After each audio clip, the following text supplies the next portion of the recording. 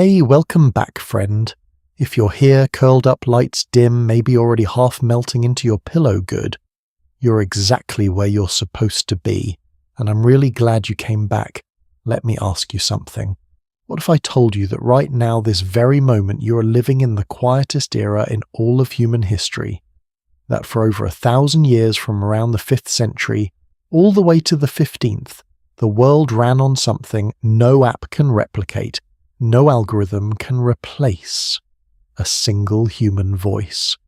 A harp string plucked in a firelit hall, a story whispered mouth to ear travelling hundreds of miles on foot, and that without those sounds, without music and storytelling, an entire civilization would have simply collapsed.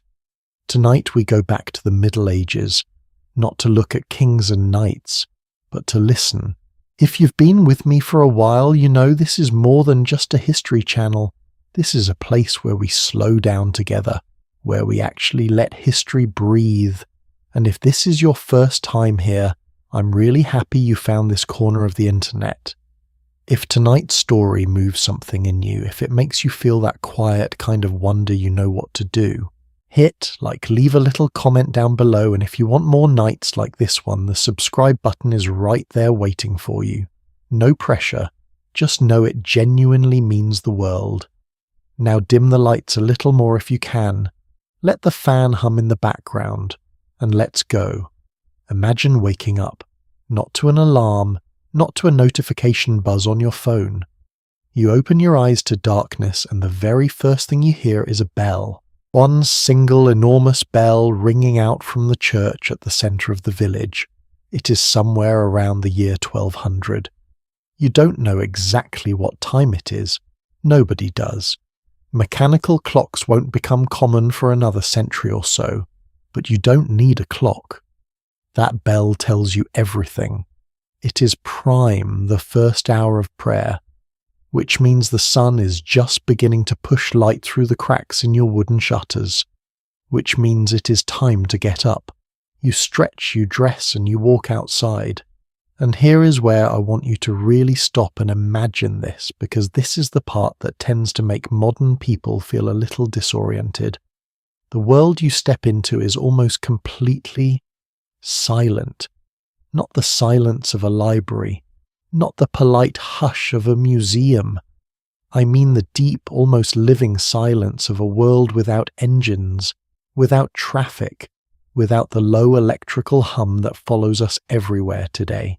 Scholars who study medieval soundscapes, and yes, that is a real academic field, people literally dedicate their careers to figuring out what the past sounded like. They describe the medieval world as profoundly quieter than anything most of us have ever experienced. The loudest sound an ordinary person in the 14th century might ever hear in their lifetime: a church bell, a clap of thunder, or if they were very unlucky, the screaming chaos of a battlefield. That's it. No car horn, no airplane overhead, no tinny music leaking from somebody else's headphones on the subway. Just the world, birds, wind, the creak of wooden wheels on stone roads, the distant lowing of cattle, and into that silence music didn't just exist. Music roared. Here is the thing that most people get wrong about music in the Middle Ages. When we think about it today, we tend to imagine it as entertainment, background noise for a feast, a pretty song a troubadour sang under a lady's window, something decorative, optional. But that is so far from the truth, it almost makes me laugh. Music in the Middle Ages was not entertainment. It was infrastructure. Think about it this way. In our world, if you want to know the time, you glance at your phone. If you want the news, you scroll. If you want to remember something important, you write it down. If you want to feel connected to your community, you scroll again probably. Medieval people had none of that. No printing press. That doesn't arrive until the 1400s. No widespread literacy. Historians estimate that in the early medieval period, somewhere around 90% of the population could not read or write at all. Not because they were unintelligent, but because there was simply no system in place to teach them. Reading was a skill reserved almost entirely for monks, clergy, and the very wealthy. So how did ordinary people pass down knowledge? How did they remember laws? How did they learn their history? How did they mourn their dead? How did they celebrate a wedding? How did they warn a neighbouring village that something terrible was coming? They sang it. They told it. They performed it. The historian and author of medieval literature at World History Encyclopedia puts it beautifully in the Middle Ages. Books were still read out loud to an audience because most people who encountered a written text would never be able to read it themselves. Writers wrote for performance, not for private silent reading. That concept, writing for performance for the human voice, shaped everything. Poetry with regular rhythm and rhyme was not just an artistic choice. It was a memory technology. A song sticks in your head in a way that a paragraph never does. And in a world with no backup drives, no cloud storage, no written records for 90% of the population, the human memory powered by music and rhythm and story was the only archive that mattered. Let me walk you through what a day actually sounded like. Scholars at the University of Pennsylvania have developed entire courses around this, courses called Hearing in the Middle Ages, where students literally go and stand near church bell towers to understand how medieval people experience sound. And what they find is fascinating. In a large medieval city like London or Paris, there could be hundreds of churches, each with its own bell. Every few hours, those bells would ring the canonical hours, the 8 daily prayer times set by the Catholic Church. Matins at 2 a.m, prime at sunrise, terce sext, none throughout the day, vespers at sunset, compline before bed. This wasn't just a religious schedule. This was the clock of an entire civilization. Every peasant in the field knew what time it was by which bells were ringing. Every merchant in the market timed his transactions by the bells. Every monk in the monastery organized his entire life, sleep-work, prayer, meals around those same bells. Sound was time. Sound was structure. Sound was civilization itself holding together. But here is where it gets even more interesting. Between those official bells in the fields, in the taverns, in the village squares, there was another layer of sound entirely. Work songs. Peasants sang while they harvested grain, not just to pass the time, but because certain rhythms actually helped coordinate physical labour. A group of people pulling a heavy rope or swinging a scythe in unison could work harder, longer, and with less injury if they synchronized their movements to a beat. Music was literally ergonomic technology. Women sang while they spun wool and wove cloth. Children sang games and nursery rhymes that taught them counting seasons and social rules.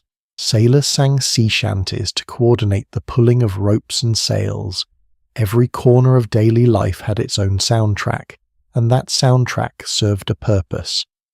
But here is the layer of medieval musical life that I think is the most astonishing. News. Actual news. How did people in a village in rural France in the year 1250 find out what was happening in the rest of the world? Not through a newspaper. Those don't exist yet. Not through a broadcast, obviously. They waited for a minstrel, a travelling singer, and we'll spend an entire chapter on these remarkable people later in our journey tonight, would walk into a village set up in the market square or outside the local tavern and perform. And what they performed was often the news. Stories about the king's latest battle, tales of a great famine in the north, rumours of a miraculous healing at a distant monastery, songs mocking a corrupt bishop. These performers were the journalists, the influencers, the podcast hosts of the medieval world, all rolled into one with a lute, and because they packaged information as story, as song, as drama, as verse, people remembered it. They passed it on. They retold it at dinner. They sang fragments of it to their children. Information travelled not as data, but as story. And this is the thing that stops me every time I think about it. This is not a primitive system. This is not a lesser way of organizing knowledge. It is simply a different one, and in many ways a more human one. Now, before we go deeper into any one of these stories, I want to give you a kind of map. Because medieval music wasn't one thing. It was three very distinct worlds running alongside each other, sometimes overlapping, sometimes in fierce conflict. The first world was the church. Sacred music, Gregorian chant hymns, liturgical song. This was the official approved heavily regulated world of sound. It had rules, it had gatekeepers, it had enormous political power, and it touched every single person in medieval Europe whether they liked it or not. The second world was the court. Troubadours and trouvères, poet-musicians, many of them from the nobility themselves, performed in the great halls of lords and kings. Their music was sophisticated, philosophical, and yes, often scandalously romantic. This was music with ambition. The third world was the street. Minstrels, jongleurs, wandering singers and balladeers, these were the people the church distrusted. The nobility looked down on, and the common folk absolutely loved. They performed anywhere they could find an audience. They were rowdy, irreverent, hilarious, and they carried the real heartbeat of the culture. 3 worlds, 1 civilization, all of them running on sound, and over the next several hours together we're going to walk through each of them. We're going to meet a mystic nun who composed music so beautiful it still haunts people today. We're going to follow a wandering singer through a muddy medieval market. We're going to sit in a great lord's hall and hear a story that teaches men how to fall in love and go to war. We're going to watch music transform under the shadow of the greatest pandemic the Western world had ever seen. And by the end of tonight, I genuinely believe you will never hear a song quite the same way again. Historians who study the medieval period sometimes describe it as the Dark Ages, and in some ways, politically, economically, in terms of access to books and learning, there were very real shadows. But here is what that label misses. The Middle Ages were not quiet. They were not empty. They were not culturally barren. They were loud in the most beautiful possible way. They were full of voices, full of stories being passed hand to hand, mouth to ear across mountains and rivers and centuries, full of songs that held entire communities together. And here is the thought I want to leave you with right here at the beginning of our night together. In a world without screens, without playlists, without podcasts, without any of the technology that makes sound so easy and so instant for us today, music was irreplaceable. It was the only thing that could travel farther than a human could walk. It was the only thing that could outlast a human lifetime. It was the only thing that could make 1,000 strangers feel for one moment that they were not alone. And maybe, just maybe, that is still exactly what it does. Now, there is a question at the very center of everything we're going to explore tonight. If music was this powerful, this essential, then who controlled it? Who decided what people could sing and what they couldn't? Who owned the sound? The answer to that question takes us somewhere that might surprise you. It takes us deep inside the stone walls of the medieval church. Because before there were troubadours or minstrels or wandering balladeers, there was one voice that rang out above everything else. And that voice believed with absolute certainty that it had been sent directly from God. So the church wanted to own the sound. And the most fascinating part, it almost succeeded. Let me tell you about a story that most people have never heard, and one that once you know, it will make you look at organized religion, political power, and even modern branding in a completely different light. We're going back to the year 590. Rome is not what it used to be. The great empire has collapsed. The roads that once carried legions across 3 continents are now crumbling. The population of the city of Rome itself has shrunk from over 1 million people to somewhere around 30,000, a ghost city quiet and stripped. Plague has swept through. Floods have followed. And into this wreckage steps a man named Gregory. Born around the year 540 into a wealthy Roman senatorial family, Gregory had every advantage a man of his era could want. His great-great-grandfather had been a pope. His father worked for the church. His mother would later be declared a saint. By the time Gregory was 30, he had already risen to become the prefect of the city of Rome, essentially the mayor of the ancient world's most legendary capital. And then he walked away from all of it. He turned his family's estate on the Caelian hill into a monastery, gave his fortune to the poor, and became a monk. Now here is where the story gets interesting.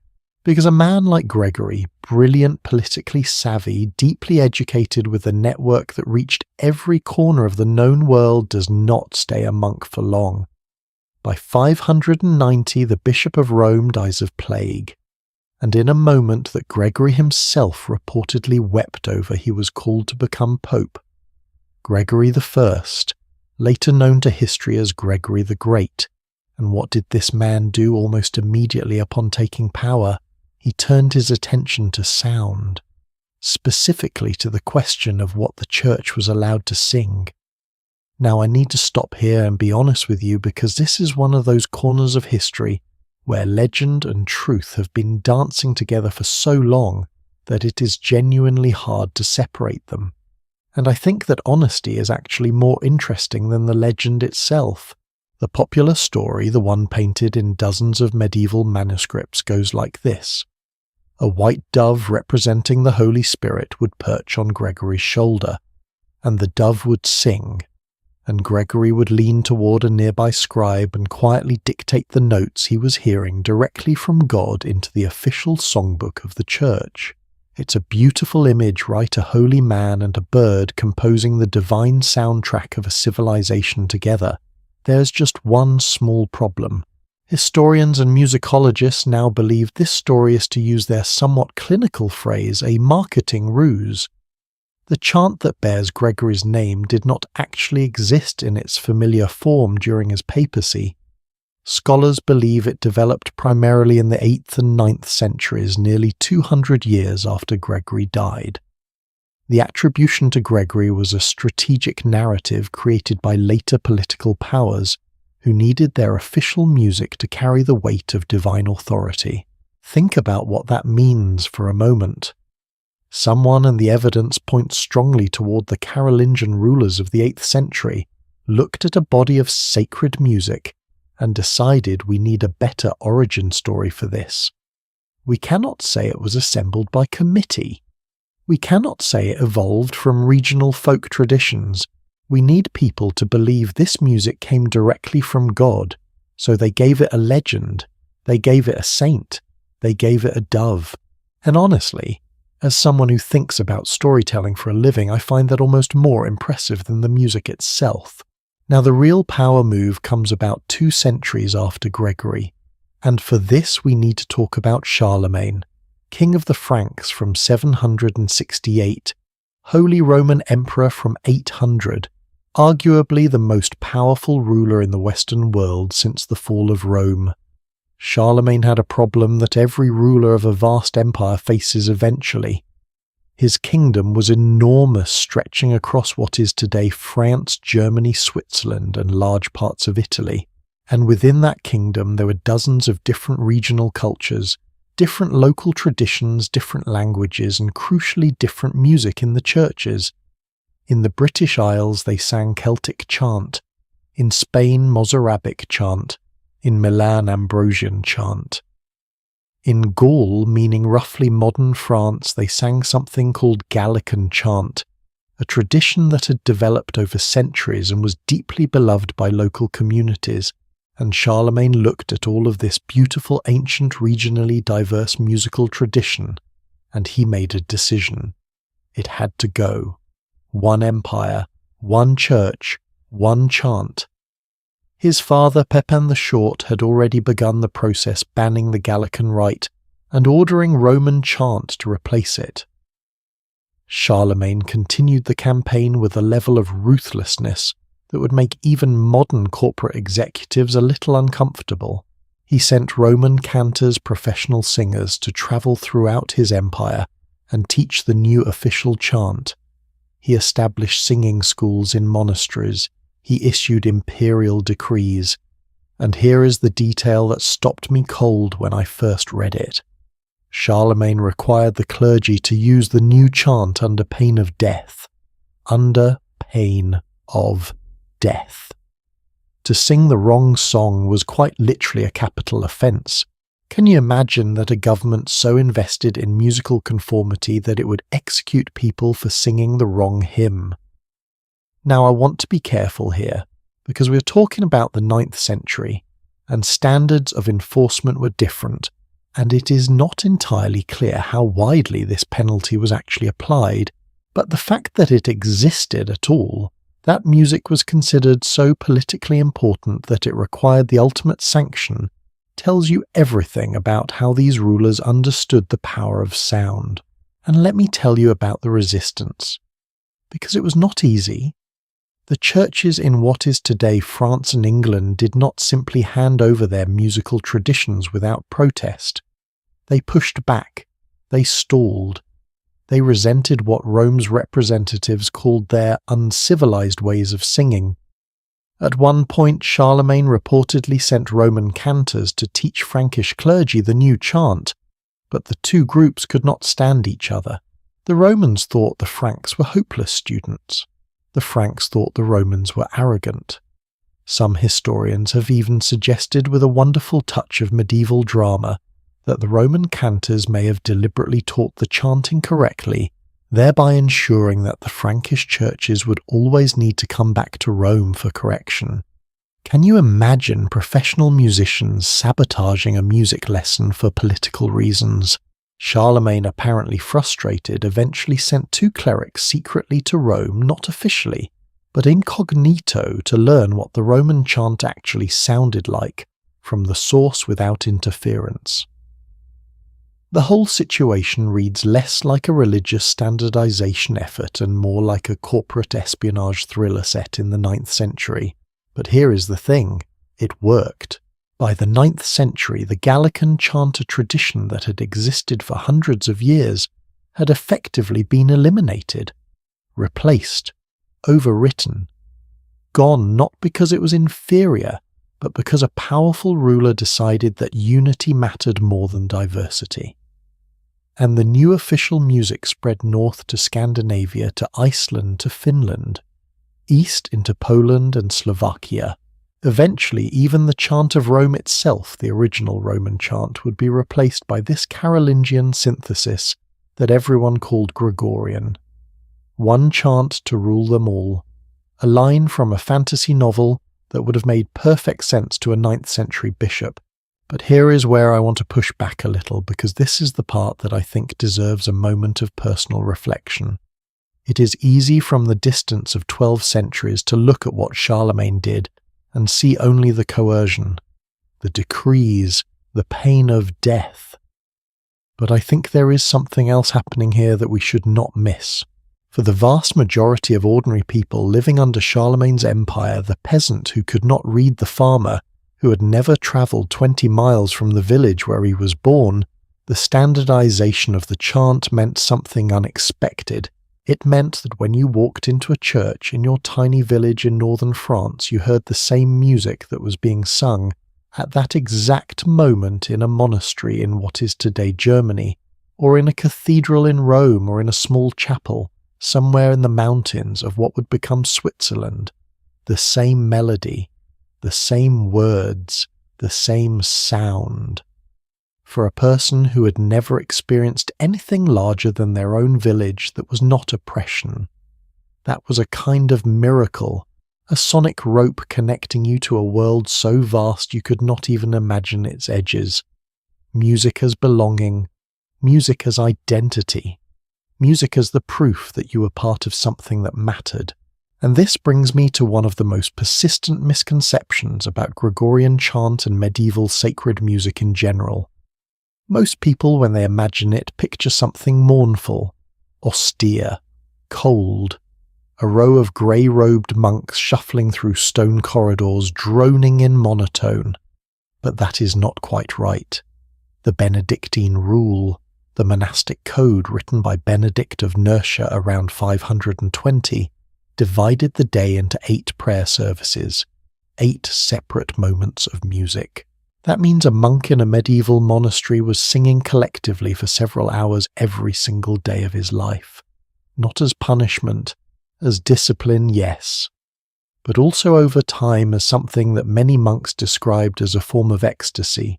There is a wonderful story, and this is a real one documented in historical records of a monk named Raoul Glaber, living in the 11th century, who wrote about being tempted not to get out of bed when the bell rang for the early morning prayer service called matins. He described hearing a demonic whisper in his ear, "Why are you so eager to jump out of bed as soon as you hear the signal? You could give yourself to rest until the 3rd signal." Even in the 11th century, monks were hitting the snooze button, and yet they got up, because the music was waiting. There is something deeply human in that image, the wrestle between comfort and the call to something greater. The fact that 900 years after this monk recorded his sleepy temptation, you and I can read about it and immediately recognize ourselves in it. That is the power of a story that has been preserved. So what did this sacred music actually do to people on a neurological, emotional, human level? Medieval writers themselves grappled with this question, and their answers are surprisingly candid. St. Augustine of Hippo, one of the most influential thinkers in the history of the Western Church, wrote honestly in his Confessions that he was troubled by his own response to music.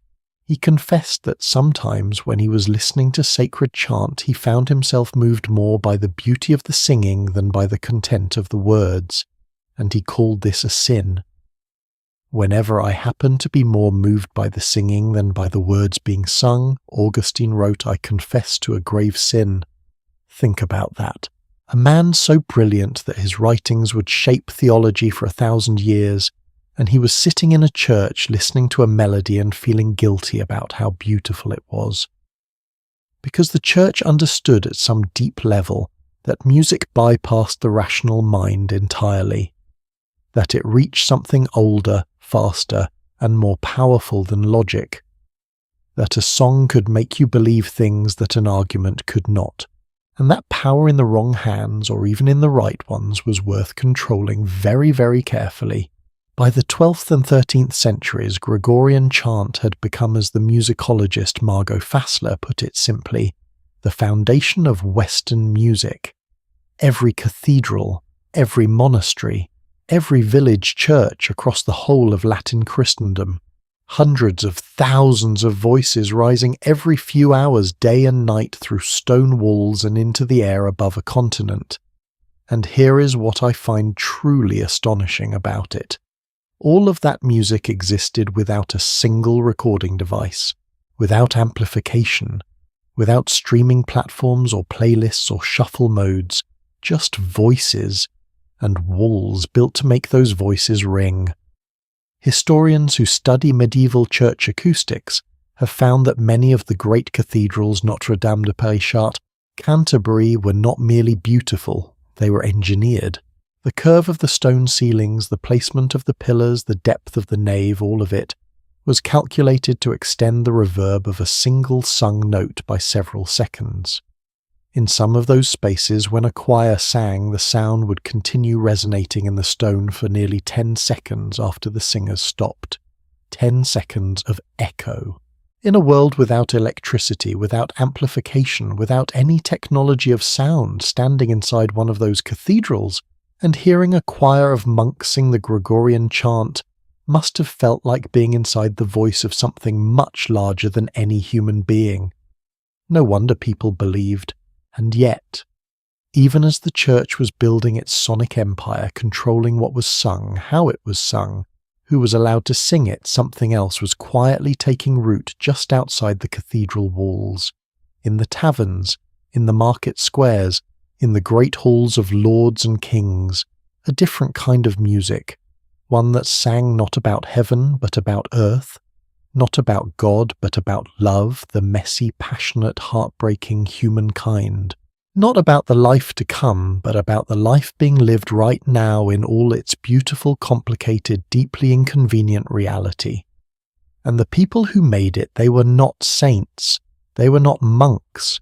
Many of them were not even particularly respectable, but they would change everything. Right outside those cathedral walls, the world was a very different place.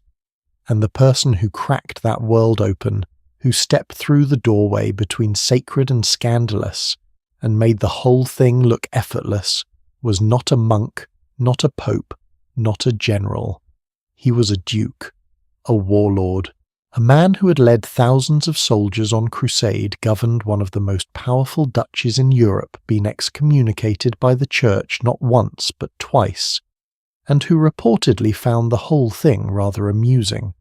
His name was William, the 9th Duke of Aquitaine, and he was born on the 22nd of October 1071. Let me just pause on that for a second, because I want you to feel the strangeness of what I'm about to tell you. The man historians identify as the very first troubadour, the founding father of an entire tradition of love poetry and song that would reshape European culture for centuries, was simultaneously one of the most powerful military rulers in Western Europe and one of the most scandalous figures of his age. He was not an outsider. He was not a rebel poet living in a garret. He was the establishment, which is precisely what made what he did so extraordinary. Aquitaine in the late 11th century was not some quaint provincial backwater. It was enormous, stretching across roughly a quarter of what is now modern France, encompassing lush vineyards, wealthy trading cities, and a court culture that was by the standards of the time remarkably sophisticated. And William IX, the man his contemporaries would later remember simply as the troubadour, ruled all of it. He went on crusade, he fought wars, he navigated the brutal politics of feudal Europe with reasonable success. He married, divorced, took a mistress, installed her in his own castle, while his wife was still technically present, arranged the marriage of their respective children to each other, and managed somehow to remain one of the most admired men in his region. By any medieval standard, his personal life was, to put it diplomatically, complicated. But here is the thing that changed history. Somewhere between all the wars and the excommunications and the feudal manoeuvring, William sat down and wrote poems. Not in Latin, the official language of scholarship and the church, in Occitan, his own vernacular tongue, the language people actually spoke in the market and at the dinner table, and while doing the dishes or whatever the 11th century equivalent of dishes was. And he wrote about love, not divine love. Not the theoretical, abstract, philosophically sanctioned love of God for mankind. He wrote about the messy, yearning, complicated love of a man for a woman, the kind the church spent a considerable amount of energy trying to regulate and contain. 11 of his poems survive to this day. 11 out of a lifetime of composition. And even those 11 are enough to tell you everything about who this man was. Some of them are delicate and genuinely moving. In one, he writes about a woman he calls Maidens, which roughly translates as my lord, a word deliberately borrowed from feudal language, and he says of her, every joy must bow in her presence. A man who wins her love will live 100 years, and then some of his other poems are, I will be honest with you, not remotely appropriate for bedtime. William IX had a sense of humour that was bawdy, irreverent, and completely unashamed. A 13th century biography of him describes him simply as one of the most courtly men in the world and one of the greatest deceivers of women. The biographer meant this as a compliment. He was, in the language of his own era, a man who did exactly what he wanted. But here is what I think is the genuinely important thing beyond the scandal, beyond the personality about what William IX started. He made a choice that sounds simple, but was in the context of his time almost revolutionary. He chose the living language over the dead one. For centuries, Latin had been the only acceptable medium for serious written expression. It was the language of the church, the language of learning, the language of official record. Everything of cultural weight was written in Latin, which meant that the vast majority of people who spoke French or Occitan or German or English were permanently structurally excluded from the literary conversation. They could listen to Latin prayers they did not fully understand. They could look at stained glass images of stories they had been told, but the actual text, the actual words, the actual literature of their civilization that was in a language they did not speak, William broke that wall. By writing in Occitan, he declared, perhaps without fully intending to, that the vernacular was worthy, that the language of ordinary human life was capable of carrying extraordinary human emotion, and within a generation that declaration had set off something that would eventually become the entire tradition of secular literature in Europe. The troubadours of the 12th and 13th centuries, the trouvères of northern France, the minnesingers of Germany, and eventually Dante, Petrarch, Chaucer, Shakespeare, all of them in some sense stepping through a door that a scandalous duke from southwestern France had pushed open in the 11th century. Now the movement that grew from William's foundation had a name, courtly love, or in Occitan Finamore, refined love, pure love, the love that refines the person who feels it. And I want to spend a moment here on what courtly love actually was, because it is one of the most misunderstood concepts in the entire history of Western culture. We tend in the modern world to romanticize it. We picture a knight kneeling before a beautiful noblewoman pledging his eternal devotion while she looks down at him from a tower window. Soft light, lute music, very picturesque. The reality was considerably stranger and honestly more interesting. Courtly love, as it was practiced and sung about in the 12th century, was fundamentally built on a specific kind of impossibility. The lady you loved was not supposed to be available. Often she was married frequently to someone who outranked the poet. The whole structure of courtly love poetry was built around longing for someone you could not have, not a wedding song, not a celebration of happy union, but the ache of desire forever held just out of reach. One of the most celebrated troubadours, a man named Geoffrey Rudel, a nobleman who lived in the early 12th century, became famous for developing a concept called amour de loin, love from afar. He allegedly fell in love with a woman he had never met, the Countess of Tripoli, based only on travellers' descriptions of her goodness and beauty. He wrote songs about her for years. Eventually, so the story goes, he took the cross and sailed toward the Holy Land purely in the hope of seeing her fell desperately ill. On the voyage arrived in Tripoli more dead than alive, and the Countess came to his bedside when she heard what he had done. He died in her arms, having finally seen the woman he had loved from a distance for years. Is the story literally true, historians argue? But the fact that it was told and retold and believed, the fact that medieval audiences found it moving rather than ridiculous, tells you something profound about how differently that culture understood love. Love for the troubadours was not primarily about possession. It was about transformation. The act of loving beautifully, of suffering beautifully, was supposed to make you a better, more refined, more fully realized human being. There is something in that idea that I find genuinely worth sitting with even today. But let me tell you about the woman who took this movement and carried it from a regional tradition in the south of France to a pan-European cultural phenomenon.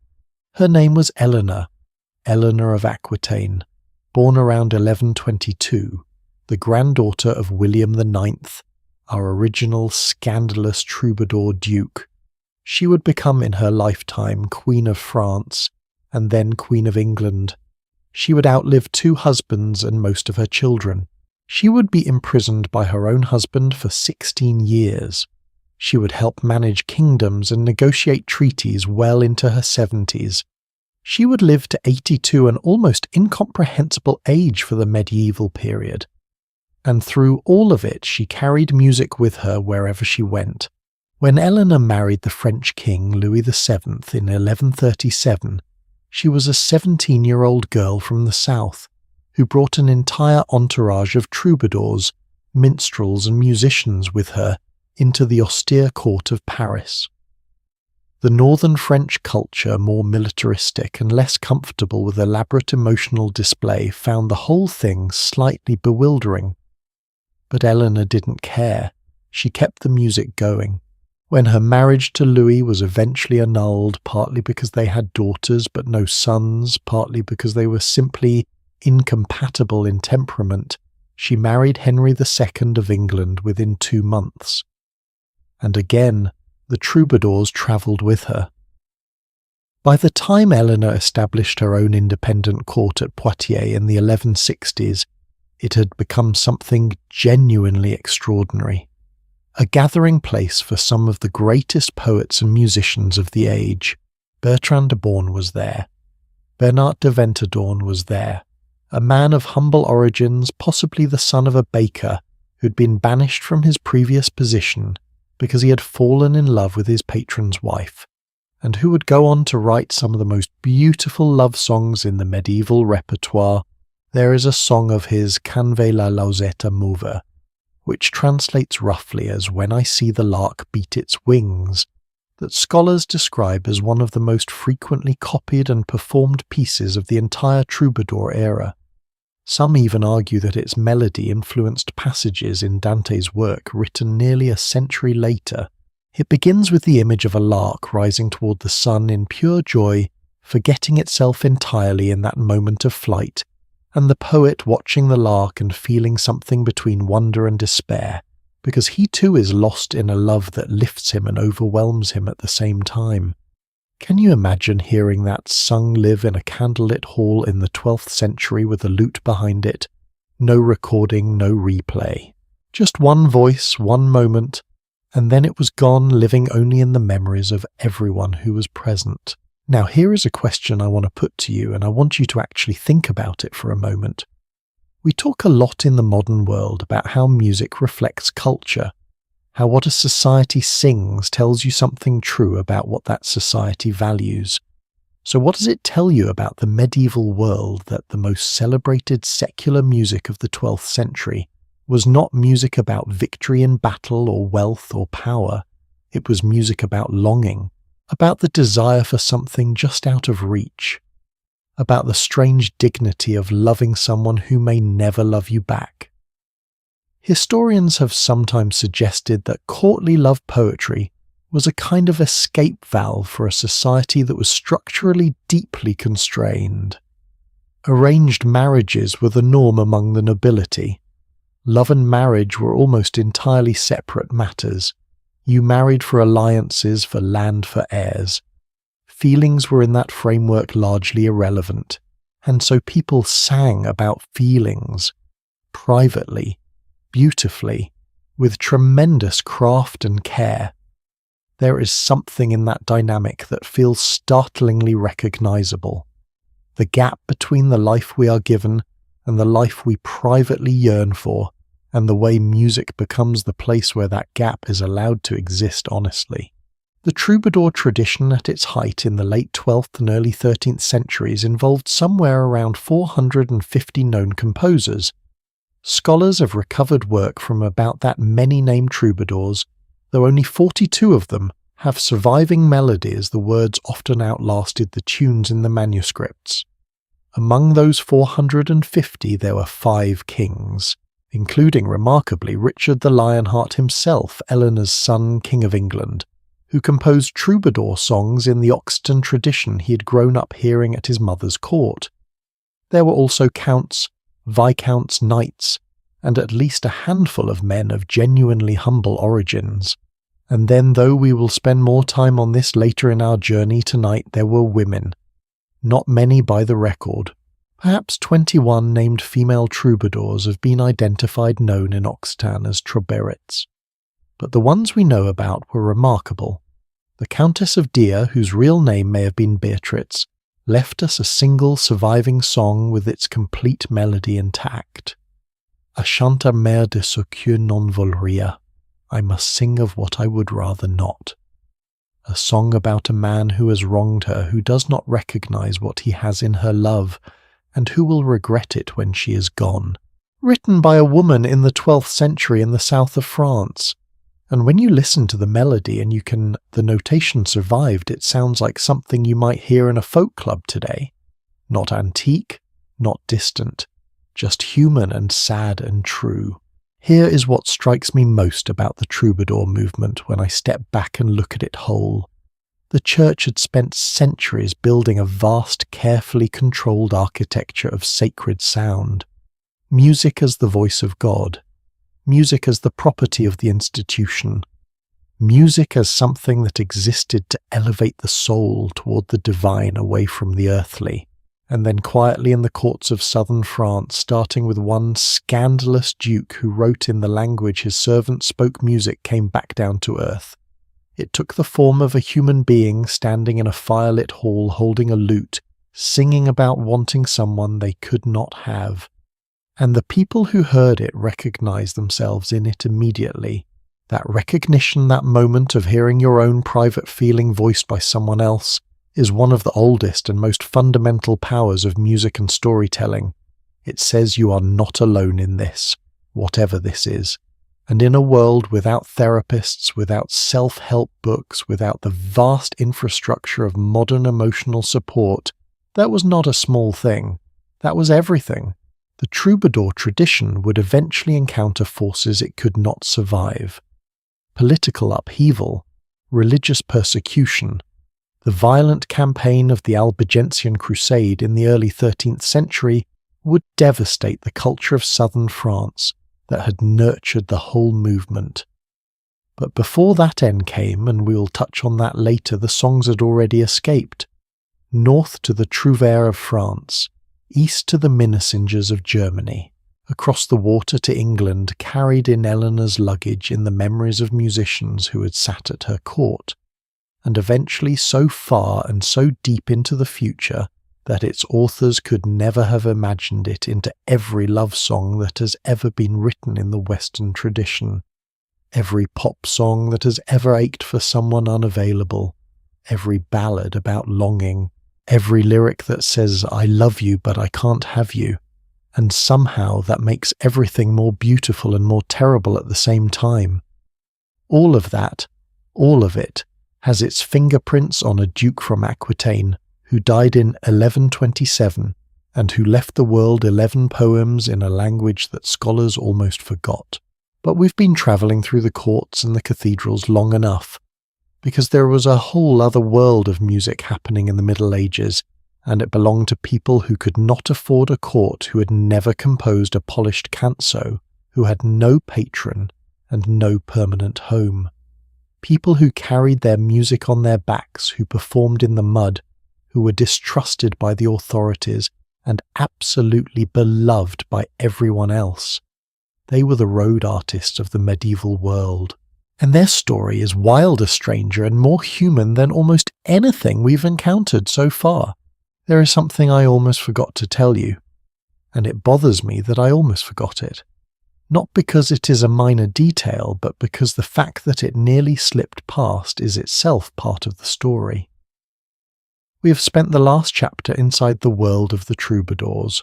We have followed William IX, the scandalous duke who cracked open vernacular literature like a window flung wide in a stuffy room.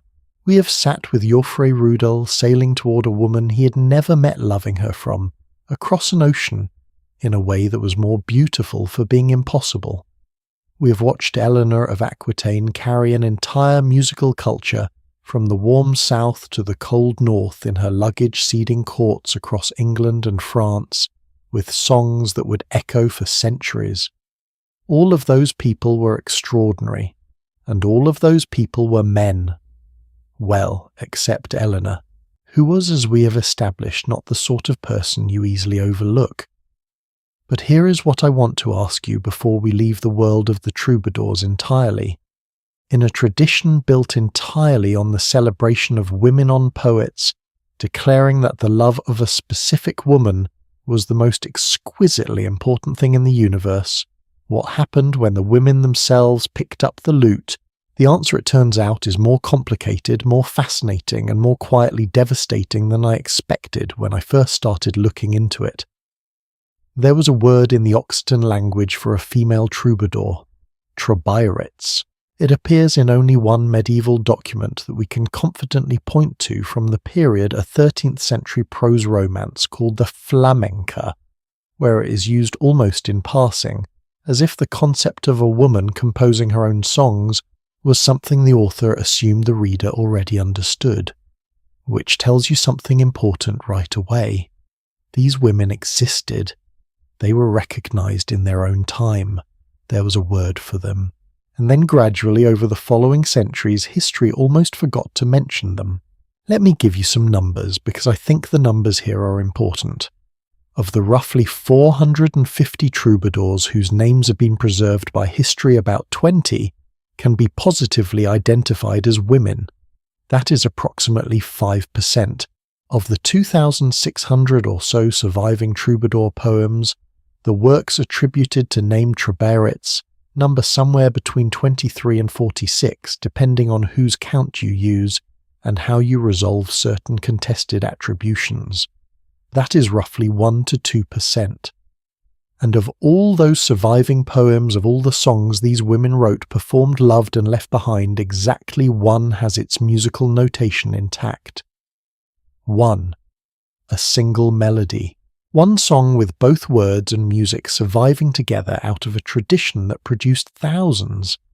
That melody belongs to a woman who called herself the Comtesse de Dia, the Countess of D, a woman from a small town in the Drôme region of what is now southern France, whose real name was probably Beatrice, who was married to a man named William of Poitiers, and who was, if her biography is to be believed, and medieval biographies of troubadours are always part truth and part romantic embellishment, deeply in love with a different man entirely. Her one surviving song, complete with melody, is called A Chanta Merde Socchio no Volria, which translates roughly as I must sing of what I would rather not.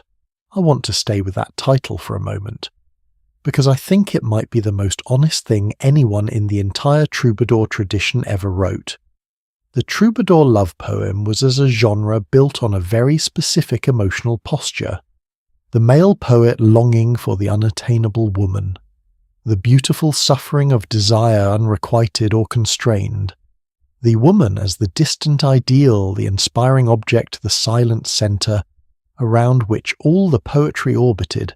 The Countess of D stepped into that tradition, understood its rules perfectly, used its forms and metres and conventions, and then from the inside she turned it round entirely. Her song is not about longing for an absent woman. It is about a man who has wronged her, who does not recognise what he has, who is throwing away something rare and genuine through his own carelessness or cruelty. Who will, she says with quietly devastating confidence, regret this when she is gone? The song is not despairing. It is not pleading. It is furious. Elegantly, precisely, impeccably furious. She says in the translation scholars have given us, I have loved you well and truly and rightly, and you have not deserved it. That is not my failure. That is yours. Can you imagine hearing that for the first time in the 12th century, in a culture where the entire poetic tradition was organized around men, declaring how perfectly they loved their unresponsive ladies, to hear a woman turn to her audience, tell them exactly what it felt like to be the one who was loved inadequately, and claim without hesitation that her standard was the right one, the scholar W.S. Merwin, in his study of the troubadours, wrote that their poems are often more intimate and direct, less elaborately conventional than those of the men. That is putting it gently. What the Countess of D was actually doing was demanding to be heard as a full human being in a genre that had been designed to treat her as an ideal rather than a person, and she pulled it off in roughly 4 verses, with a melody that you can still listen to today if you seek it out. Now, one of the things that gets lost when we talk about the troubadours is the sheer range of what they were doing. The Countess of D is the most famous because she is the only one with surviving music. But she was not the only voice. There was Castellosa, a noble woman from Auvergne in the early 13th century, married to one man and in love with another, who wrote 3 or 4 songs that are among the most psychologically complex pieces in the entire troubadour repertoire. Castellosa did something fascinatingly unusual. In the standard troubadour poem, the male poet abases himself before the silent, distant lady, declaring his devotion while she withholds her approval. Castellosa took the structure and put herself in the male poet's role while addressing a man. She knew exactly what she was doing too. One biographer described her as very gay, very learned, and very beautiful. And in her songs she openly acknowledged that what she was doing was unconventional. She signalled and then defended her anomalous role as a woman who declares and serves her love by singing. She knew the rules, she understood that she was bending them, and she bent them anyway with full awareness and apparent enjoyment. Another Troubadours Beatrice de Romans, or Beatrice of Romans, wrote a canso that has kept scholars arguing for decades because the poem addresses not a man but a woman.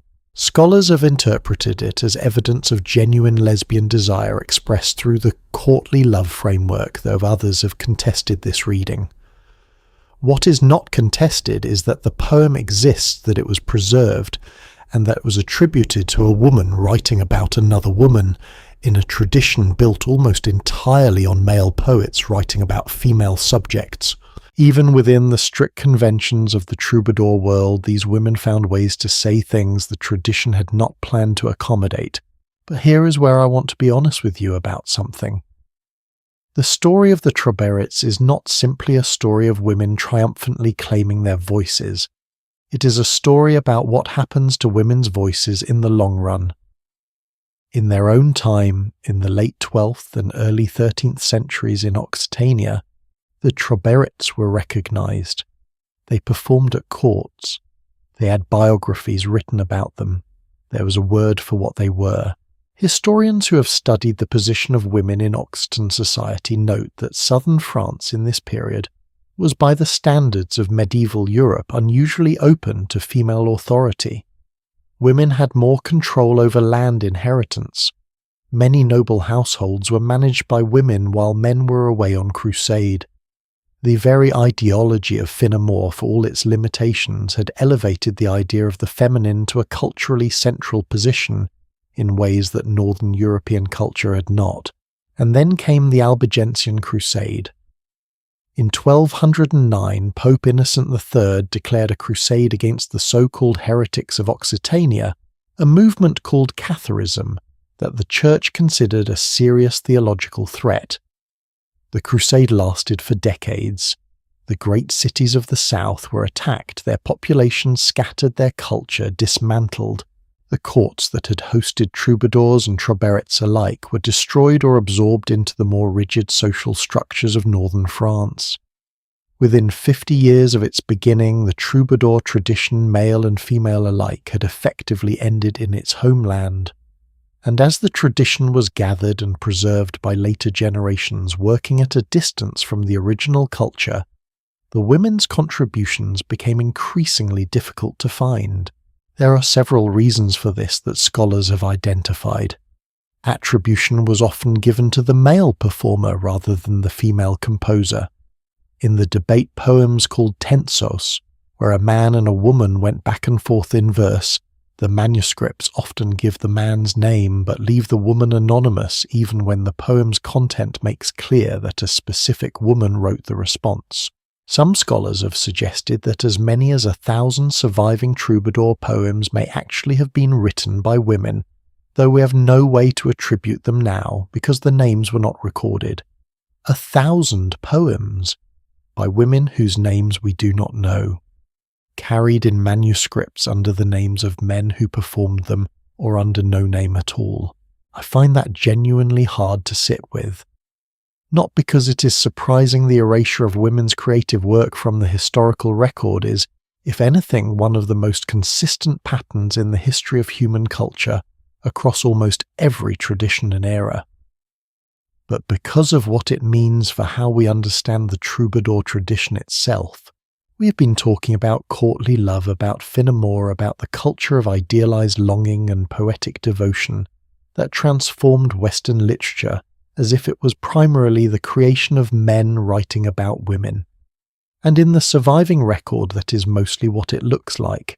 But if scholars like Meg Bogan and others who have studied the troubadours are right, if women were participating in this tradition from nearly its beginning, and if a significant portion of its poems were written by women and then attributed to men, or left anonymous, then what we think of as the troubadour tradition was not primarily men singing about women.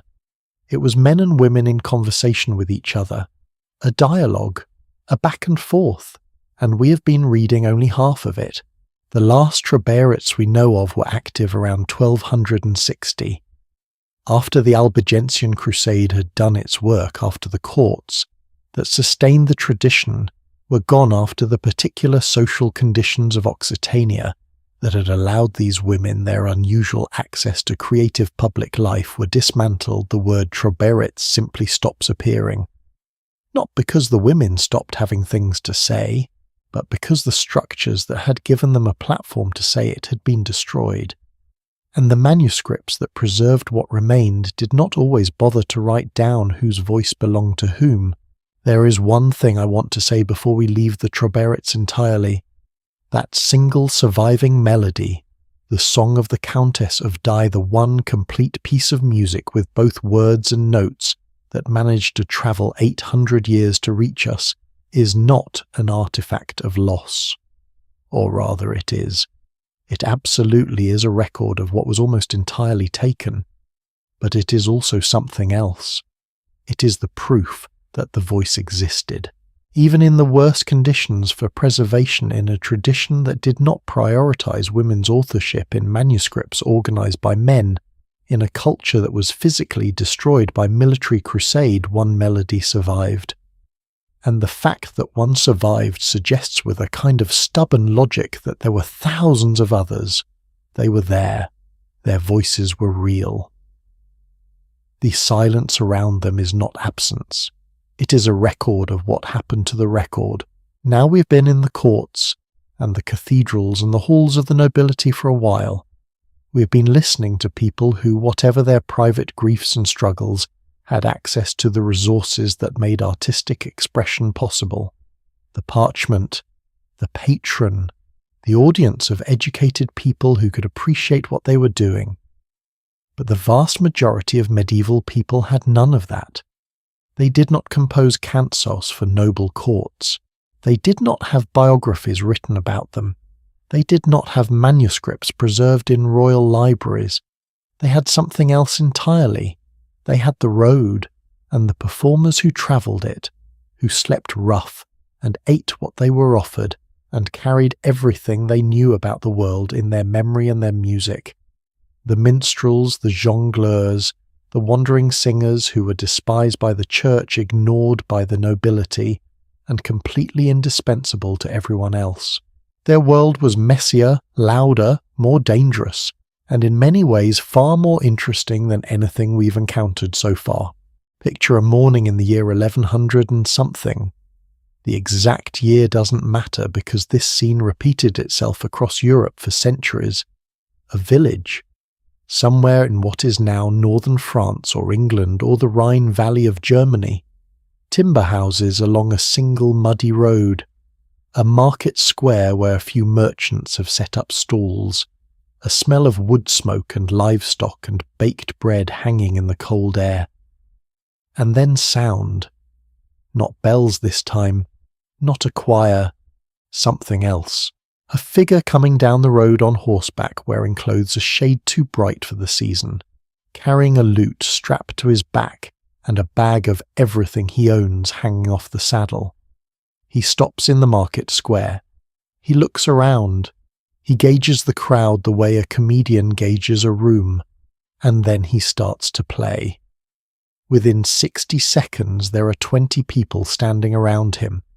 Within 5 minutes, 30 more have come out of their houses, because this right here is the most exciting thing that has happened in this village in weeks. Think about what I want you to really absorb for a moment. We live in a world so saturated with entertainment that we are genuinely bored by enormous amounts of it. We have more music, more stories, more comedy, more drama available at our fingertips than any human being in history could have imagined. And yet studies consistently show that people feel more isolated, more disconnected, more starved for genuine shared experience than at almost any point in recent memory. Now flip that. Imagine a medieval village where the only performance you saw all year might be this one. One travelling performer, one afternoon, and every person in the community, the blacksmith, the miller's wife, the farmer's sons, the elderly woman who had not left her cottage in a month, every single one of them standing in the same circle, watching the same thing together. That is a different kind of experience entirely. That is not entertainment. That is an event. The people who created those events went by many names depending on where in Europe you found them. In England, in the early medieval period before the Norman conquest of 1066, the professional poet-performer was called a scop, a word that meant roughly shaper or maker. Scops were attached to noble households composing poems in praise of their lord and reciting the old heroic legends to whoever gathered in the mead hall after the evening meal. Then came the Normans and everything shifted. The French word minstrel derived from the Latin ministralis, meaning retainer or servant, gradually replaced the older terms, and alongside the minstrel came the jongleur, the wandering multi-talented entertainer who did not belong to any household, did not have any fixed patron, and made his living entirely on the road. In France they were jongleurs, in Scandinavia skalds, in Ireland bards, in Germany minnesingers and later meistersingers, in Wales poets who carried the entire mythic history of their people inside their memories. Same essential creature, different costumes. And here is the paradox that I find endlessly fascinating about all of them. They were by almost every measure of medieval society among the least respected people in Europe, and they were by almost every measure that actually matters among the most important. Let me show you exactly how important by telling you a story that very few people know. October 14th, 1066, the morning of the Battle of Hastings. Two armies facing each other across a hillside in southern England. On one side, the Saxon forces of King Harold II. On the other, the Norman army of William, Duke of Normandy, who had become William the Conqueror before the day was done. Before the battle began, before a single arrow flew, before a single sword was drawn, a man rode out from the Norman lines. His name was Taillefer, a jongleur, a performer. He was not a knight. He was not a military commander. He was a minstrel who had somehow attached himself to William's campaign, who had begged, and historians record this as an actual request, begged his lord for the honour of striking the first blow. William said yes, and so Taillefer rode out alone in front of thousands of soldiers on both sides toward the enemy lines, and as he rode he began to sing. He sang the song of Roland, the great chanson de geste about the heroic last stand of Charlemagne's nephew, against overwhelming odds. As he sang, he tossed his sword into the air and caught it, tossed it again, caught it again. A juggler, a singer, a performer riding toward an enemy army juggling his weapon and singing about dead heroes. A Saxon soldier finally broke ranks and came out to fight him. Taillefer killed him. He then charged directly into the Saxon shield wall alone, still singing, and killed several more before he was finally overwhelmed. He died that morning. The 14th of October, 1066. A jongleur who rode to his end performing. Why does that story matter beyond being a remarkable piece of medieval drama? Because it tells you something specific about how medieval armies, and medieval culture more broadly understood the relationship between music, story, and courage. Before the soldiers of William's army went into one of the most consequential battles in English history, their morale was warmed by a song, a story, a performance by a man of low social status who was simultaneously considered so vital to the moment that he was given the honour of opening the fight. The Song of Roland was not chosen randomly.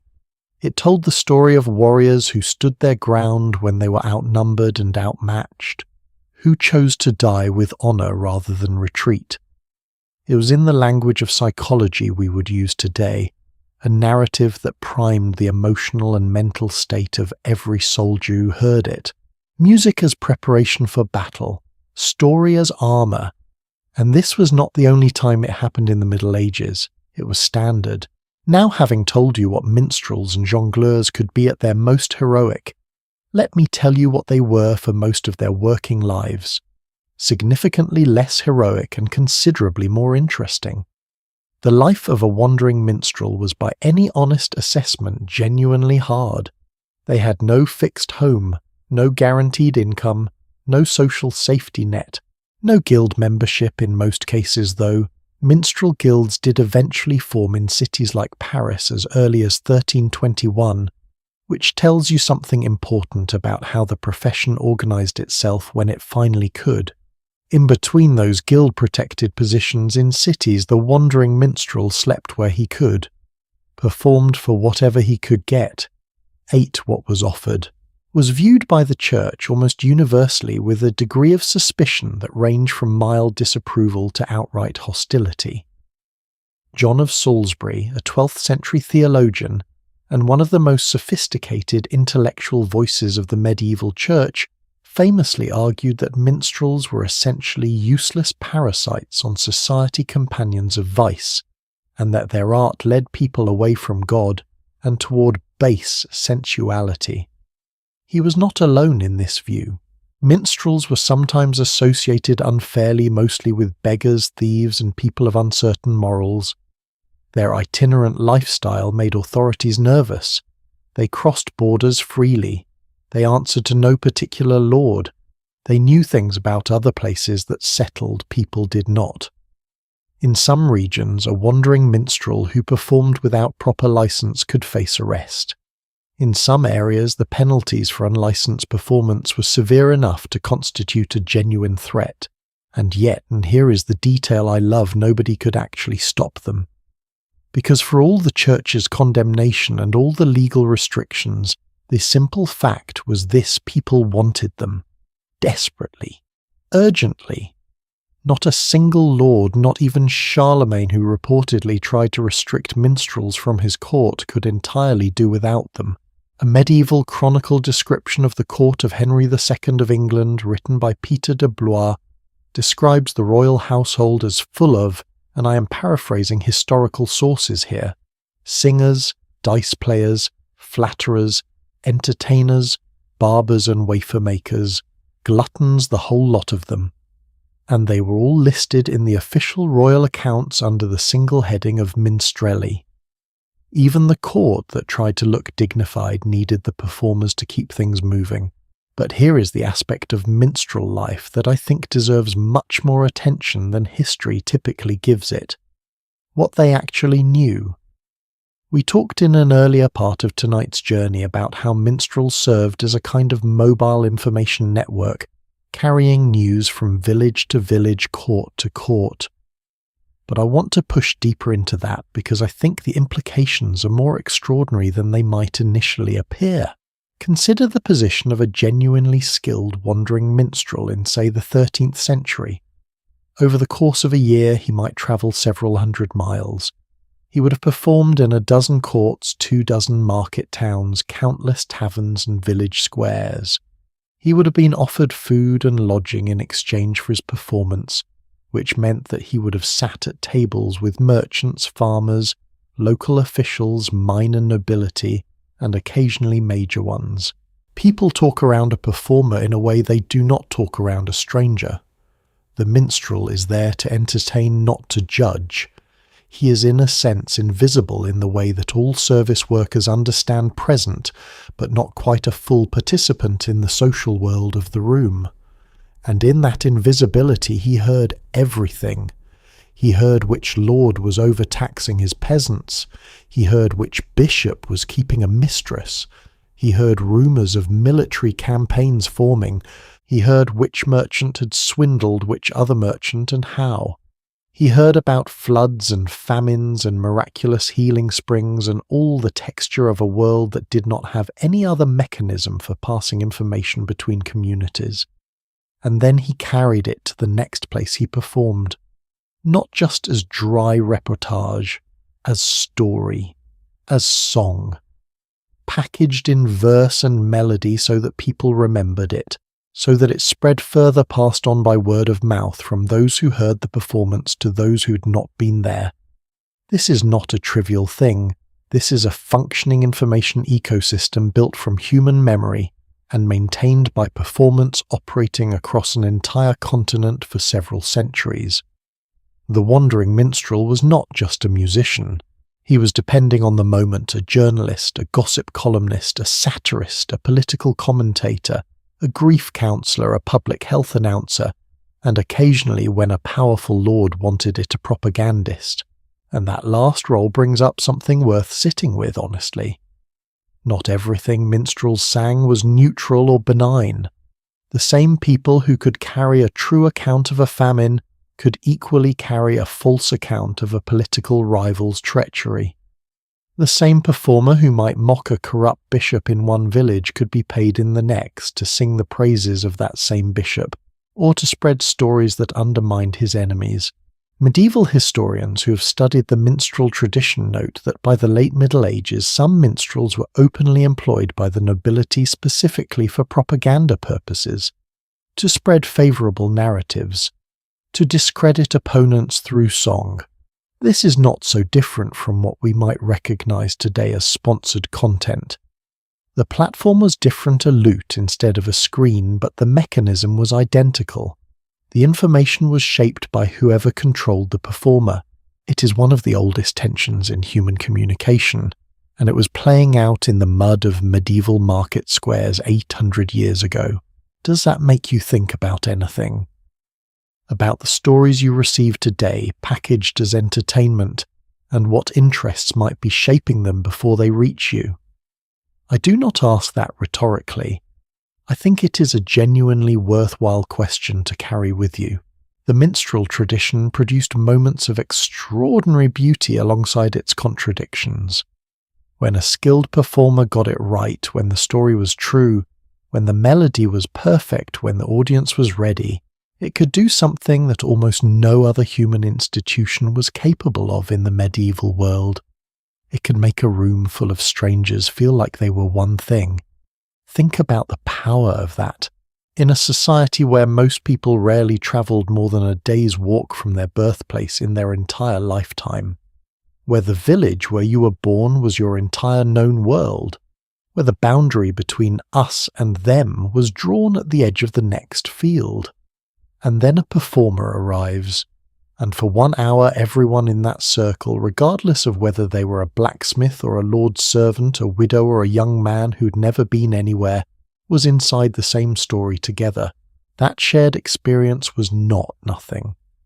In a very literal sense, it was civilization holding itself together by the force of a shared imagination. The minstrel guilds that formed in Paris and London in the 13th and 14th centuries mark a turning point. They represent the moment when this wandering, unrespectable, church-condemned profession began to regularize itself, to demand standards, to insist on dignity. By 1321, the Confrérie de Saint-Julien des Ménétriers, the Guild of Minstrel in Paris, was formally established, giving performers legal protections and a recognized social identity. A similar guild existed in London. For the first time, the people who'd been called parasites and idle drifters had paperwork, and with paperwork came slowly something like respectability. Though I notice that even today the people who make music and tell stories are still regularly told they should get real jobs. Some things persist across centuries with remarkable stubbornness. What I want you to take from this piece of our journey tonight is not just the facts of what minstrels and jongleurs did. It is the recognition of what it cost them. They lived at the edges of a society that needed them desperately and rewarded them poorly. They carried knowledge and beauty and laughter across hundreds of miles of difficult roads, often in terrible weather, often sleeping rough, in a world that had officially decided their kind were not quite respectable.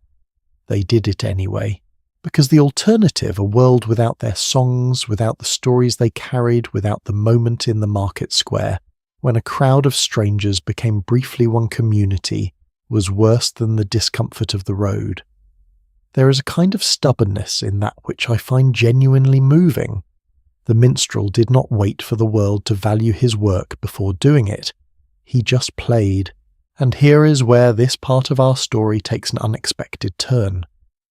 Because while the wandering minstrels were building their informal empire of sound in the towns and taverns of medieval Europe, while the troubadours were singing their polished love songs in the courts of the nobility, there was a different kind of performer emerging from an entirely different world.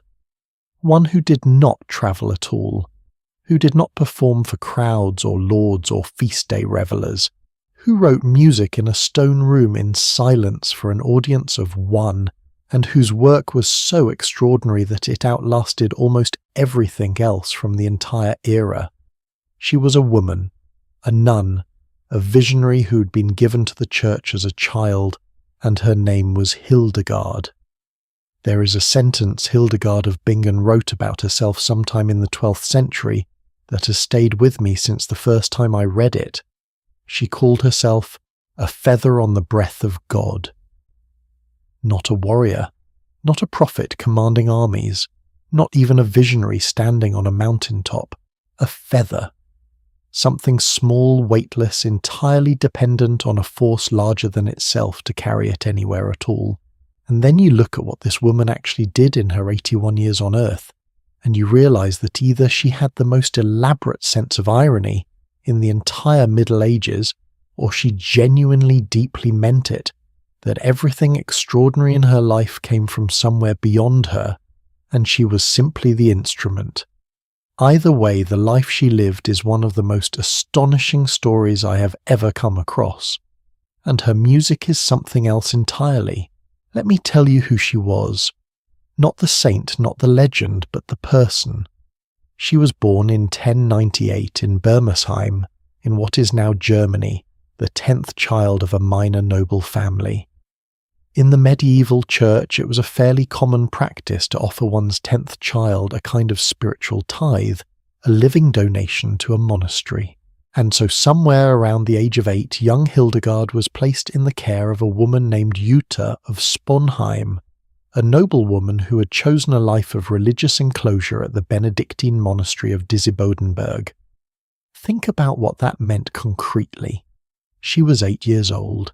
She was enclosed in a small stone cell with Jutta and a handful of other women separated from the monks on the other side of the monastery by a wall connected to the outside world through a single window. One window. That was the boundary of her entire known world.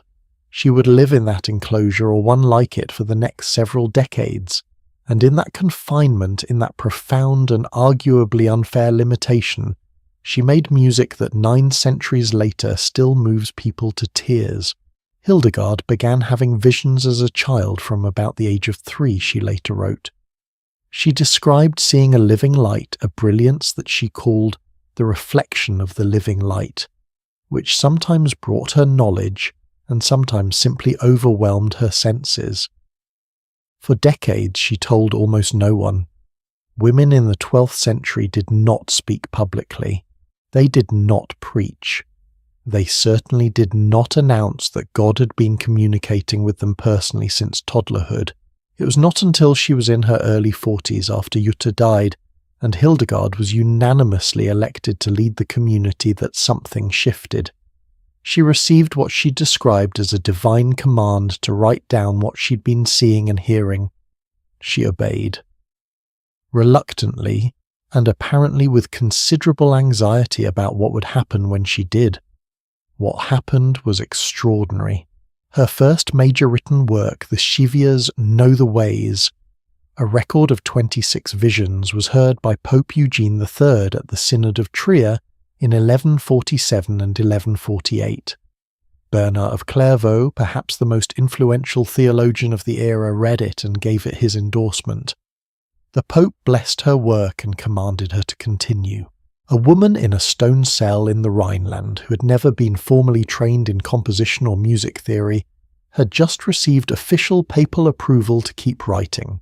Now, before we get to the music itself, because the music deserves its own full attention, there is something I want to say about Hildegard's life that tends to get lost in the saintly halo that history has polished around her.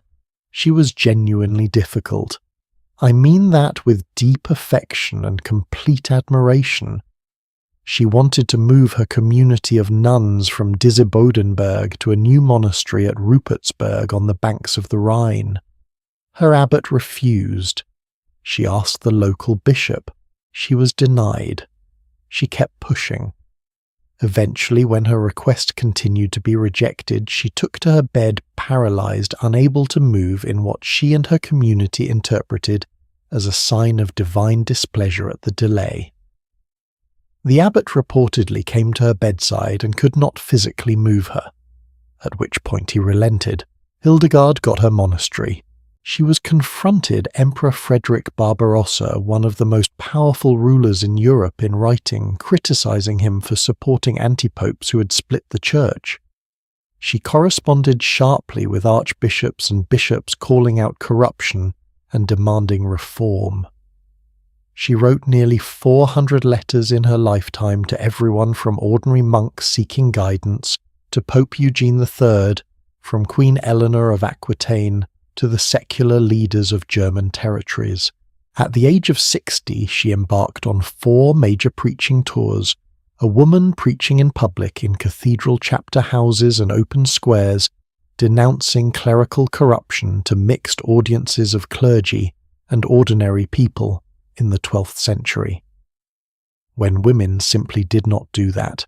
And then in 1178, when she was 80 years old, she permitted the burial in her monastery's cemetery of a young man who had died while technically excommunicated, because she believed from what she called divine knowledge that he had made his peace with God before his death. The local church authorities ordered the body exhumed. Hildegard refused. The night before the civil authorities were to arrive and carry out the order by force, Hildegard, 80 years old, walked to the grave in her full abbess's vestments, blessed it, and then, with the help of her nuns, removed every stone and marker from the cemetery so that no one could identify which plot was which. They placed her entire community under interdict. No mass, no sacraments, and no singing, for a community whose entire spiritual life was organized around music. That last prohibition was perhaps the most devastating. Hildegard protested bitterly. She wrote to the church authorities arguing her case. And in one of her letters, and this is a real letter, historically documented, she warned the bishops that those who prevent the singing of God's praises in this life will in their afterlife go to the place of no music. The interdict was eventually lifted a few months before her death. I find something almost perfectly characteristic in that story. Even at 80, Hildegard's theology of music was not abstract. It was the thing she would go to the mat for, the thing she believed so fundamentally that she would defy the institutional church to protect it. Music was not an amenity. It was not decoration. It was how human beings touched the divine. And now the music itself. How do I describe what Hildegard's music sounds like to someone who has not heard it? Let me try this. You know how most medieval sacred music, Gregorian chant in particular, has a certain quality of restraint. A single melodic line that flows smoothly, gently, never straying too far from a comfortable centre. You can hear why Augustine worried about becoming too absorbed in the melody. It is beautiful in a way that is almost purposefully not overwhelming. The music stays out of the way of the words. Hildegard's music is different. Hildegard's music sprawls. It leaps. It goes up and keeps going up in ways that feel genuinely impractical intervals so wide that scholars sometimes wonder how any ordinary singer is supposed to execute them cleanly. The melodies are extravagant, almost improvised sounding, as though they could not contain themselves within the expected boundaries of the form. She wrote that the music came to her as part of her visions, that she heard it and then wrote it down, not composed in the ordinary sense of sitting and working through choices, but received dictated in a way by the same source as everything else she wrote, whether you believe that literally or not. And plenty of medievalists have explored neurological explanations for her visionary experiences, including the theory that some of her descriptions correspond quite closely to migraine auras. The result is the same. 77 surviving compositions. More surviving chants than any other composer from the entire medieval period. More than Guido of Arezzo, who invented musical notation. More than any of the celebrated troubadours whose songs we've been following throughout tonight. One woman, in a monastery, writing music no one had asked for and no one outside her community was initially supposed to hear. Let me tell you about one specific work because it deserves to be named. The Order Virtutum, in Latin, the Order of the Virtues, completed around 1151 during the construction of her new monastery at Rupertsberg. It is a morality play, a drama in music telling the story of a human soul called simply anima, the Latin word for soul who is tempted away from virtue falls and is eventually redeemed and returned to God. It is the earliest surviving morality play in European history, by more than a century. And here is the detail that I think is the most quietly astonishing thing about the entire work. Every character in the Ordo Virtutum sings. The virtues sing. The soul sings. The patriarchs and prophets sing. Every character except one. The devil speaks, only speaks. No melody, no song, just harsh shouted speech against the surrounding music. Hildegard's explanation for this choice is embedded in her theology. The devil in her worldview had abandoned the harmony of heaven. He was incapable of music, not because music was withheld from him, but because the capacity for it, the capacity for harmony, for beauty, for genuine connection to the divine is precisely what was lost when he fell. Music in Hildegard's framework is not an art. It is not entertainment. It is not even primarily a form of prayer. It is the sound of a soul in alignment with the order of the universe. And the absence of music, the harsh speechifying devil who cannot sing, is the sound of a soul out of alignment, completely irreparably cut off from harmony. There is something in that idea that I find extraordinarily precise. The notion that the capacity to make and receive beauty is not merely a pleasant feature of consciousness, but a kind of moral indicator, that the more beautiful the inner life, the more musical the soul. I think about that sometimes when I encounter people who seem genuinely unable to be moved by anything, by music, by art, by the natural world, by other people's pain. And I wonder if Hildegard had identified something real. Now, I said she had 77 surviving compositions. But I want to be careful here because I think some of the most interesting things about Hildegard as a musician get smoothed over in the popular accounts. She was not working in a vacuum. She was working within the tradition of monastic chant, and her music, however distinctive, is deeply rooted in that tradition. Scholars like Margot Fassler, one of the leading authorities on medieval sacred music, have been careful to situate Hildegard's work alongside her contemporaries rather than treating her as simply a miraculous anomaly. What makes her unusual is not that she invented something entirely new. It is that she pushed the existing forms to their outer limits. Her antiphons are longer than convention demands. Her responsories are more elaborate than her contemporaries thought necessary. Her sequences, the musical forms sung between the Alleluia and the Gospel at Mass, are more expansive, more ornate, more personally expressive than the genre typically allowed. She was, to borrow a phrase from one scholar I encountered, a dynamiter of musical genre. Someone who took the existing forms, understood them completely, and then blew them apart from the inside. And then there is the lingua ignota, the unknown language. Hildegard invented a language, her own constructed language with its own script and its own vocabulary, approximately 900 words, primarily nouns, focused on the natural world, on plants and animals, and the things of everyday life. Scholars still argue about what it was for. Was it a mystical language intended to represent the original pre-fallen speech of humanity? Was it a practical code for use within her community? Was it something she used in her music to give it a quality of the otherworldly, a sense of addressing a dimension beyond the ordinary we do not entirely know? What we do know is that a woman with no formal training in linguistics in a stone monastery on the Rhine in the 12th century decided that the existing languages were insufficient for what she needed to say, and invented a new one. That is not the behaviour of someone who was simply a feather on the wind. That is the behaviour of someone with an inner world so vast and so alive that the available vocabulary kept running out. I want to ask you something, and I want you to take a moment with it. We have travelled tonight through courts and cathedrals, through mead halls and market squares. We have heard about kings who sang love songs and minstrels who rode to their end performing.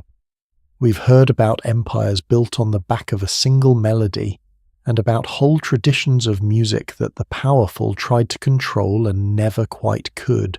And now we're here in this monastery on the Rhine, listening to a woman whose music is available to you right now, 9 centuries after she wrote it.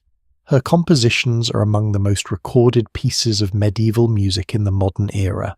A recording from 1982 called A Feather on the Breath of God became improbably a bestseller in the 1980s among young professionals in cities who had never heard of Hildegard and could not have explained why this particular music was reaching them the way it did. What does that tell you? It tells you something that I think we've been circling all evening, that the human need for beauty is not a luxury, that the capacity to be moved by sound is not a cultural artifact or a learned behaviour. It is something older, something built into the architecture of what we are. Hildegard knew this. She built her entire theology around it.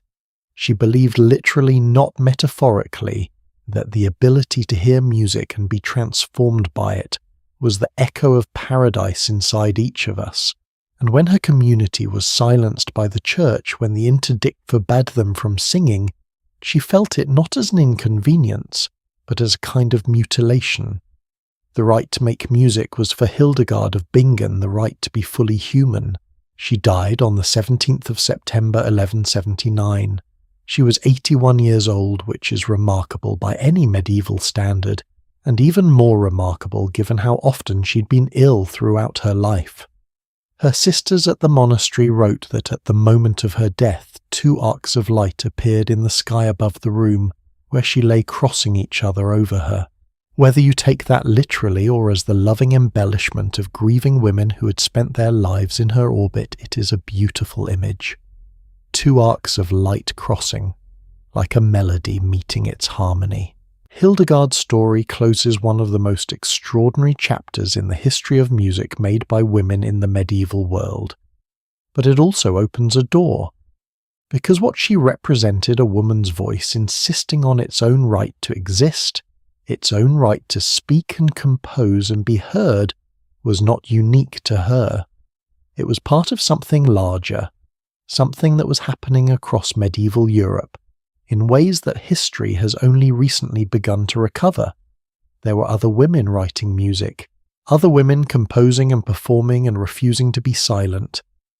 We left their names mostly in the margins of old manuscripts, but their songs survived anyway, and the story of how their voices often written off, often erased, often reduced to footnotes, managed to persist across 9 centuries and reach us here tonight, is one of the most quietly astonishing chapters of this whole long journey.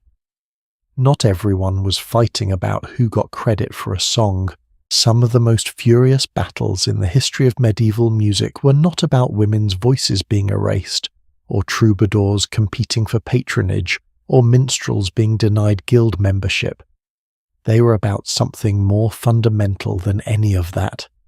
They were about whether music itself was allowed to be beautiful, and whether beauty the kind that reaches past the rational mind and touches something deeper was actually dangerous. I want to take you back to the 12th century, specifically to a monastery in the French countryside where a monk named Bernard was having what we might generously describe as a very strong opinion. Bernard of Clairvaux, born in 1190, died in 1153 later, declared a doctor of the church and a saint, was one of the most influential figures in medieval Christendom. He founded dozens of monasteries. He preached the Second Crusade. He corresponded with popes and emperors and shaped the theological direction of his entire era. He was also by temperament a man of severe and uncompromising aesthetic preferences, and when it came to music in the monastery, his instructions were characteristically direct. He ordered his monks to sing with manly vigour, not beautifully, not expressively, not with the kind of vocal refinement that might make a listener linger on the melody longer than on the meaning of the words, vigorously, like men, with discipline and purpose, not with sensuous pleasure. And in the event that someone was not singing with sufficient manly vigour, well, one suspects that Bernard made his feelings known. Now I share that detail not to mock Bernard, who was by most accounts a genuinely formidable intellect, with real convictions, but because it illustrates something important about the medieval church's relationship with music that is easy to miss if you only look at the formal doctrine. The official position was straightforward enough. Music was divinely sanctioned. Sacred chant was a gift from God to humanity. Singing the liturgy was a holy act, but running alongside that official position, and sometimes in direct contradiction with it, was a persistent nagging anxiety. The anxiety was this music felt too good. Not good in a morally elevated sense, good in the sense of physically pleasurable, in the sense that it moved something in the body as well as the soul, in the sense that, as St. Augustine had confessed centuries earlier with great discomfort, sometimes the beauty of the melody was more moving than the words, and that felt like a sin.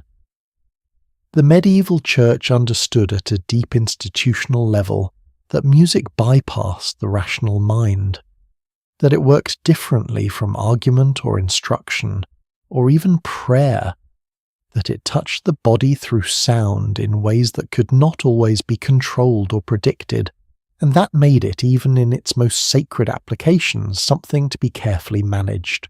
Here is where the history gets genuinely fascinating, because the tension was not between the church and musicians outside the church. The tension was internal.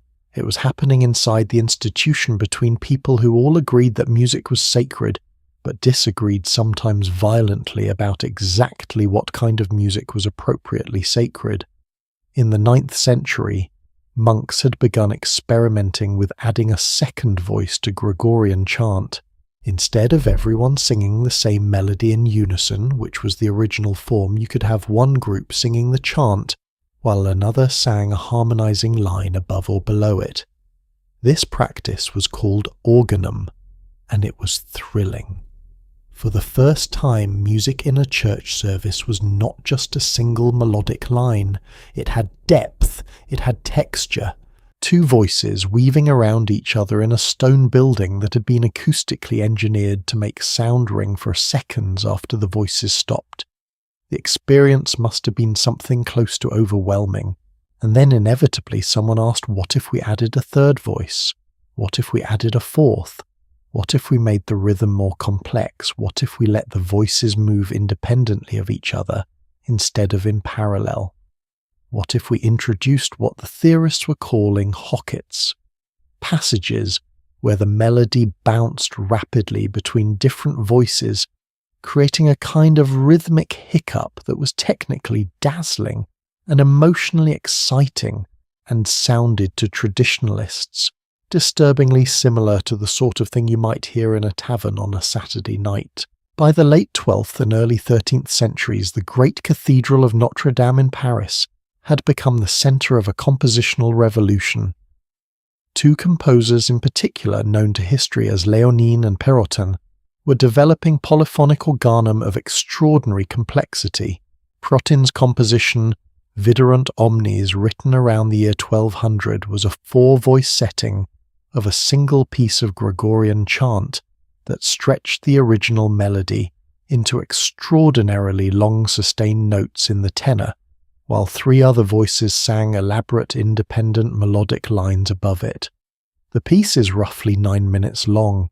The chant melody in the tenor takes so long to complete that each individual note lasts for what must have seemed to a medieval listener accustomed to regular chant like an eternity.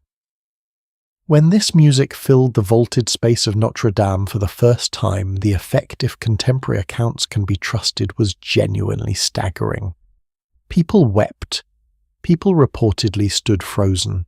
The architecture and the music had combined to create something that felt less like a church service and more like a direct encounter with something beyond human scale, which was from one perspective exactly what sacred music was supposed to do, and from another perspective precisely the problem, because here is the uncomfortable question that the medieval church could never quite resolve.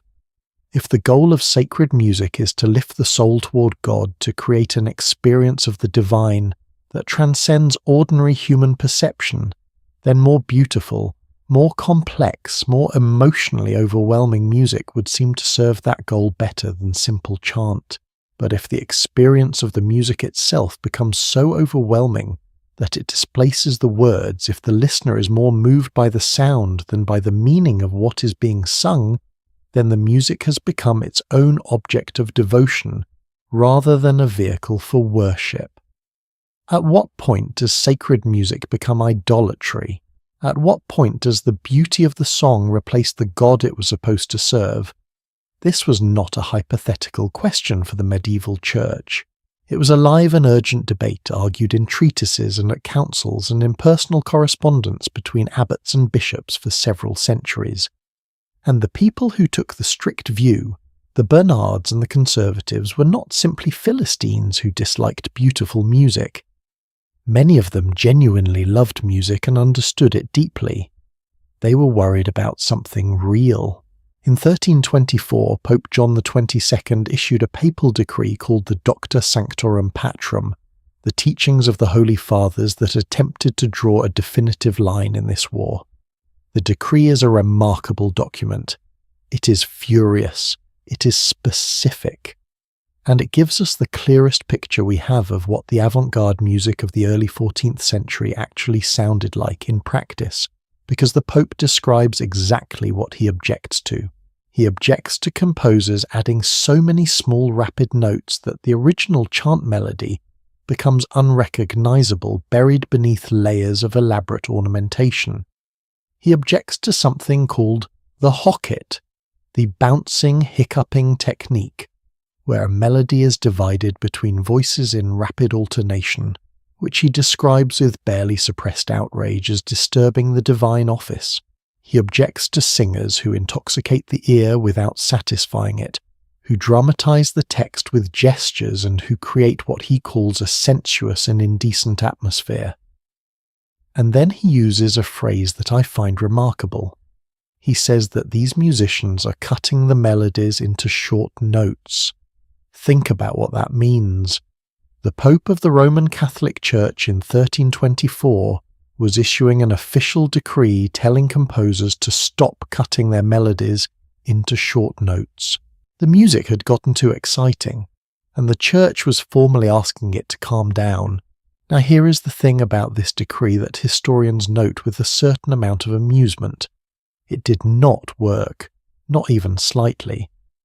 The composers of the Ars Nova, the new art that was emerging at exactly this moment in France and Italy, read the Pope's decree, registered its concerns, and then continued writing complex polyphonic music with elaborate rhythmic patterns and interweaving independent voices. They were not defiant exactly. Some of them acknowledged the concerns in their theoretical writings. Some of them drew technical distinctions between what was appropriate for sacred and secular contexts. But the music kept getting more complex. The rhythms kept getting more sophisticated. The voices kept multiplying. Because here is the thing that the Church's musical conservatives never fully grasped. You cannot unhear what has been heard. Once the vaulted spaces of Notre Dame had filled with four-voice polyphony and made people weep, you could not go back to unison chant and pretend it was equally moving. Once the human ear had experienced the pleasure of a harmony of two voices resolving toward each other in a perfect consonance, after passing through tension, you could not simply decree that ears should stop wanting that experience. The music had already changed what it was possible to desire, and this is where the battle between the Church and music becomes, to my mind, genuinely philosophically interesting. Because both sides of the argument were correct. The conservatives were right that music which moves the body is doing something different from music that elevates the soul. That physical pleasure and spiritual transcendence are not the same thing, and that confusing them has consequences. And the innovators were right that beauty is not opposed to holiness, that complexity and craft in music can be a form of worship, that the desire to make the most beautiful possible thing in honor of God is itself a kind of prayer. The argument was never resolved. It echoes in different forms in every era of Western music history. The Reformation would revive it in the 16th century. Baroque composers would fight about it in the 17th. It shows up in 20th century arguments about whether rock music is morally dangerous. It shows up in contemporary arguments about whether church music should use contemporary popular styles or preserve traditional forms. The question what kind of beautiful is appropriately holy has never had a clean answer. And the fact that it has never had a clean answer suggests that it is not actually a question about music. It is a question about the nature of embodied human experience, about what it means to be both a soul and a body, and whether beauty that reaches the body through sound is drawing us closer to something divine or tempting us away from it. I want to tell you about one specific moment in this long war that I find extraordinarily vivid. A monk at the monastery of Clairvaux, sometime in the 12th or early 13th century, was performing what was supposed to be a sober, disciplined recitation of the divine office, and he started adding ornamental notes to the chant, not dramatically, not conspicuously, just small embellishments, the kind of instinctive musical ornamentation that a skilled singer might add when the melody felt too plain, and the building's acoustics were inviting something richer. He was overheard, and the resulting reprimand documented in a monastic letter from the period was quite something. The objection was not merely that the embellishments were against the rules, the objection was that they were pleasurable, that the monk had prioritized the pleasure of singing over the proper spiritual function of what he was singing, that by making the music beautiful for its own sake, he had elevated his own experience above the purpose of the act. I think about that monk sometimes, standing in a stone corridor having added a few ornamental notes to a plain chant, and being told that the problem was that it sounded too good. There is something in that image, something about the impossible position of an artistic impulse inside an institution that needs art to serve its purposes, but fears art that serves itself, that feels relevant far beyond the medieval cloister. But here is what I find most remarkable about this entire centuries-long argument. The people who lost it technically were the conservatives. By the end of the 14th century, by the time Guillaume de Machaut had composed his polyphonic mass, which we will return to the music inside the church had become staggeringly complex. Multi-part polyphony, independent melodic lines, sophisticated rhythmic notation, voices weaving around each other in ways that would have been unrecognizable to a monk of the 9th century. The church had not been able to hold the line. Beauty had won, or rather the human desire for beauty had won, which is a slightly different thing and a slightly more complicated one. Because the conservatives were not wrong that something was gained by complexity. They were just also right that something was lost by it. The simplicity of a single melodic line sung by 100 voices in perfect unison has a power that 4-part polyphony does not have. The experience of your individual voice dissolving into a collective sound of being for a moment not a separate person, but part of something larger that is not replaceable by beautiful complexity. Both things are true. And perhaps the most honest thing to say about the medieval church's 1,000-year argument with its own music is that it was never really about music at all. It was about the question that sits underneath all of human culture in every era. How do we hold together the fact that we are bodies-limited, mortal, pleasure-seeking, sound-responsive bodies, and something that seems to reach beyond those bodies toward a more permanent reality? Music in the medieval world was not just a cultural artifact. It was the place where that question was performed, contested, and never quite resolved.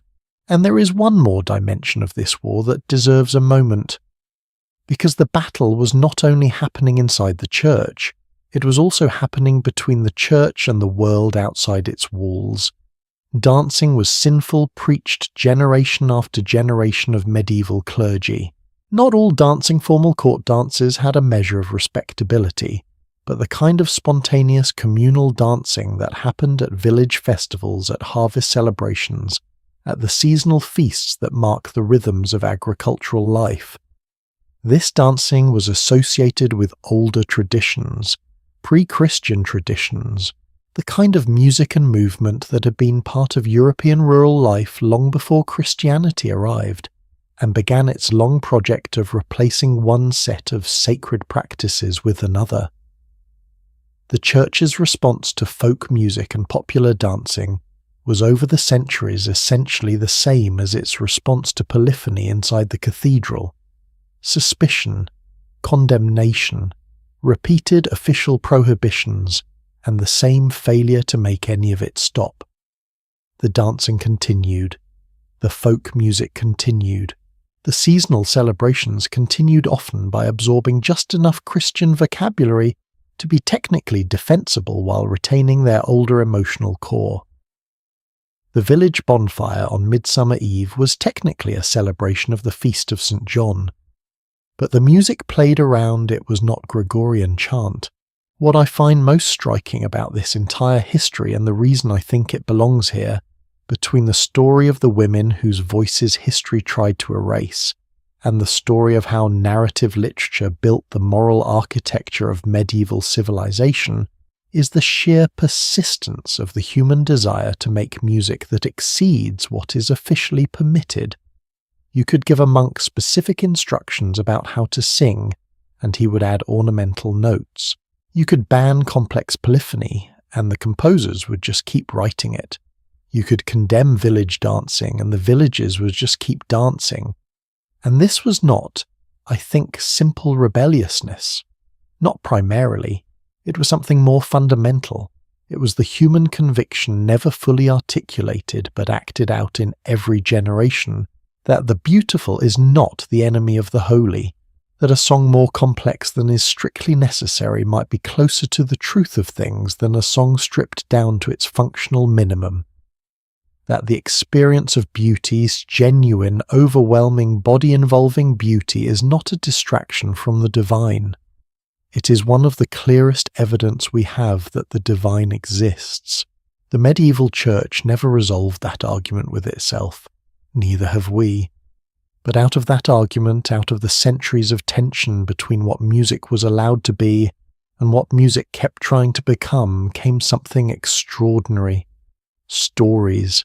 stories about how human beings should live, about what values were worth holding even when the world made them impossible, about love and honor and sacrifice and the gap between who we are and who we dream of being, stories that were not written in the monasteries or composed for the cathedrals, stories that emerged instead from the courts, from the same world that had produced the troubadours and the troubadours, and that would go on to shape the moral imagination of Western civilization in ways their authors never anticipated.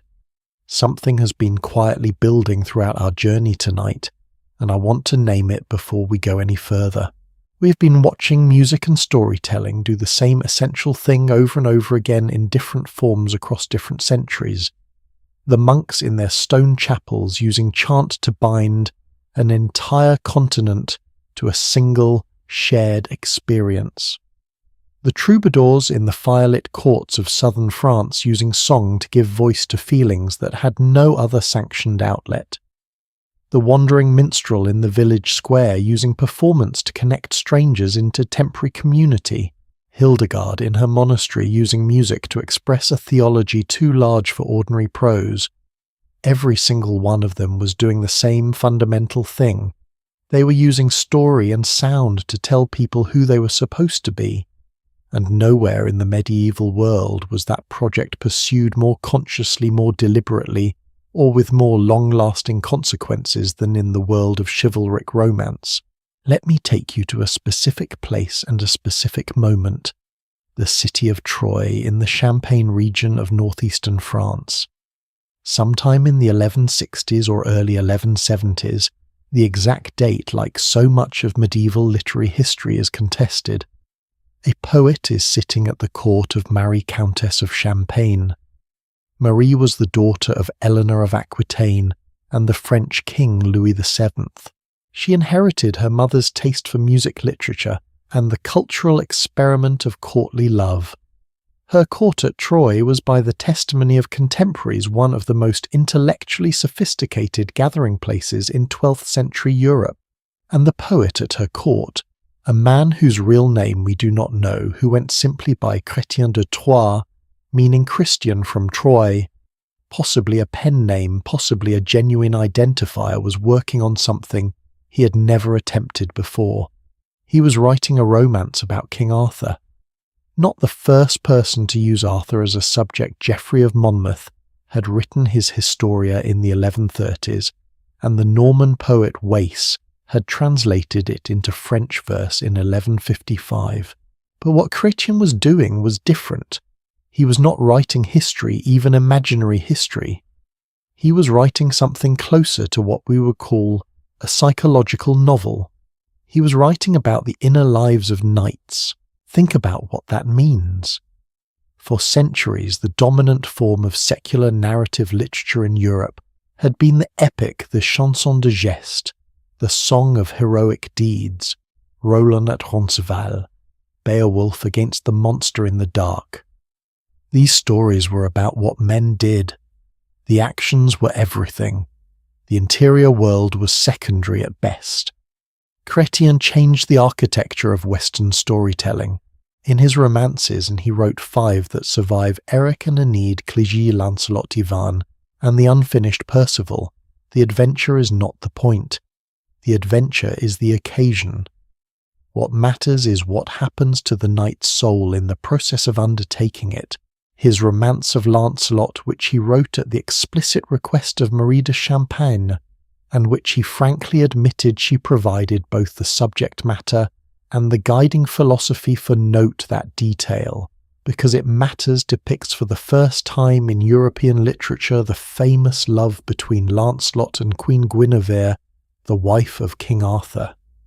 Chrétien invented that story. Lancelot did not exist in Arthurian legend before Chrétien put him there. Neither did the love triangle. Neither did the moral weight and psychological complexity of a knight in love with his king's wife and what that does to his sense of himself.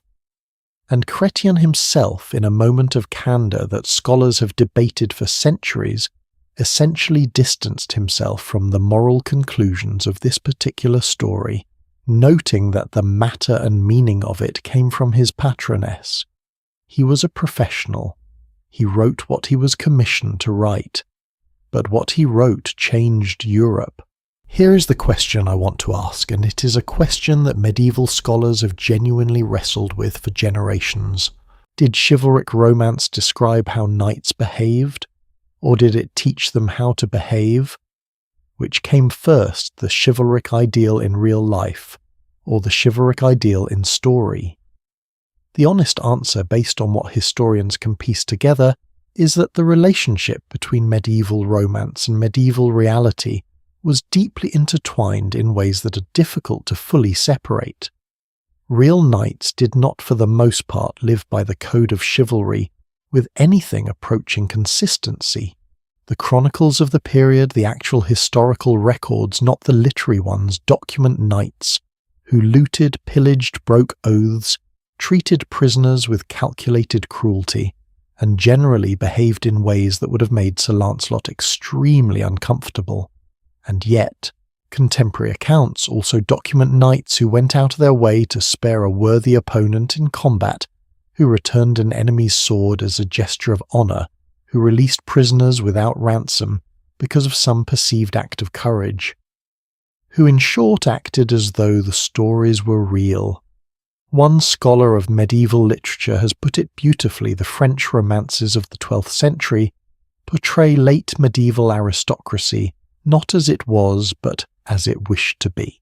And the gap between those two things, between the brutal reality and the luminous ideal, was itself the space in which literature lived and did its most important work.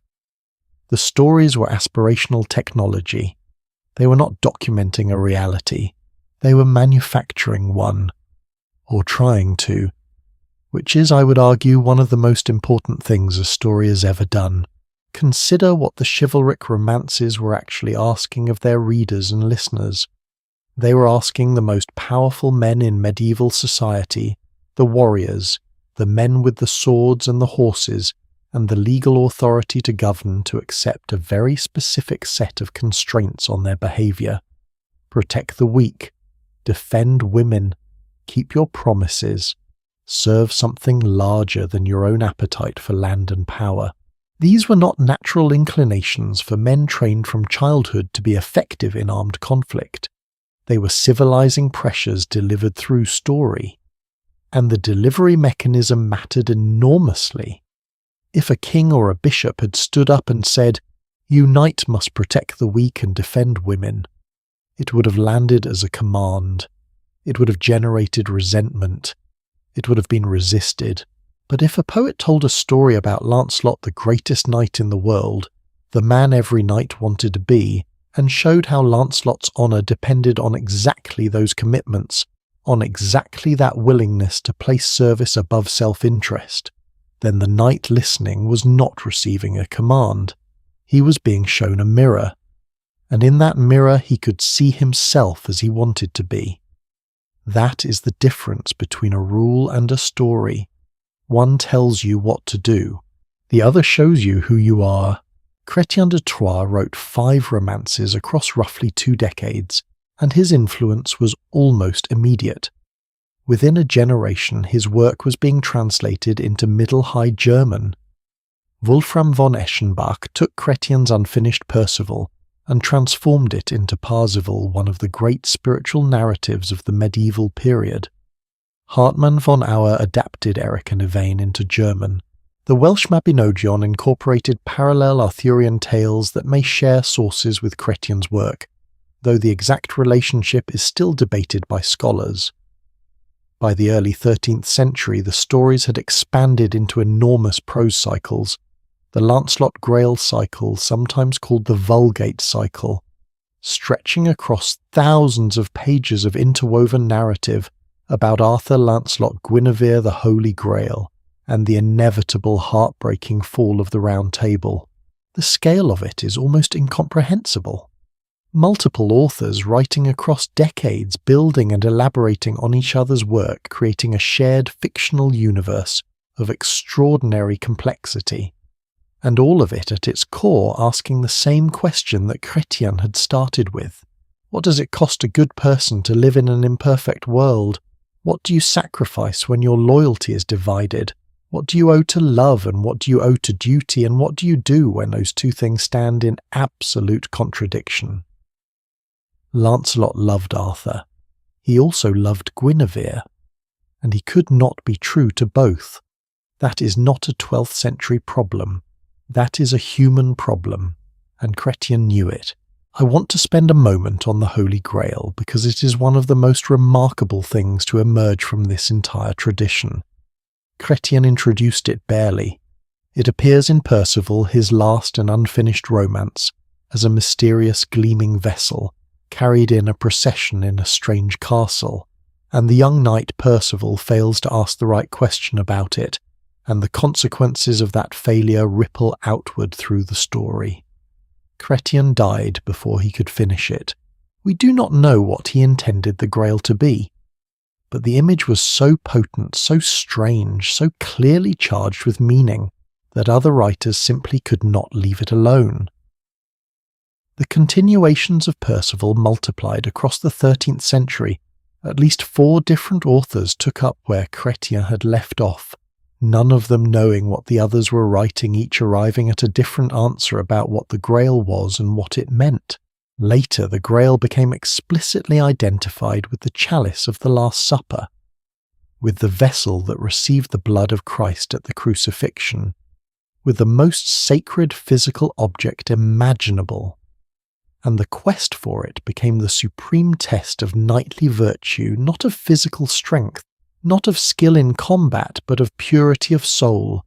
The purest knight alone could find it, not the strongest, not the bravest, the most spiritually whole. In one sense, that is an extraordinarily sophisticated piece of social engineering. Take the warrior culture's existing obsession with competitive excellence and redirect it not toward who can win the most battles, but toward who can be the most genuinely good. The Holy Grail was storytelling being used as a moral compass for a civilization. Now here is the part of this story that I find personally interesting, and I want to be honest with you about why. There is a moment in most traditions of great storytelling when the stories begin to turn on themselves. The chivalric romances grew so popular, and the ideals they promoted became so deeply embedded in the aristocratic imagination that people began to lose track of the line between the story and the reality. By the end of the 13th century, real tournaments were being staged in which knights took the names of fictional Arthurian characters. Knights actually assumed the names of Lancelot or Tristan as tournament identities, as though putting on the character's name would allow them to inhabit his virtues. That is how powerful story had become.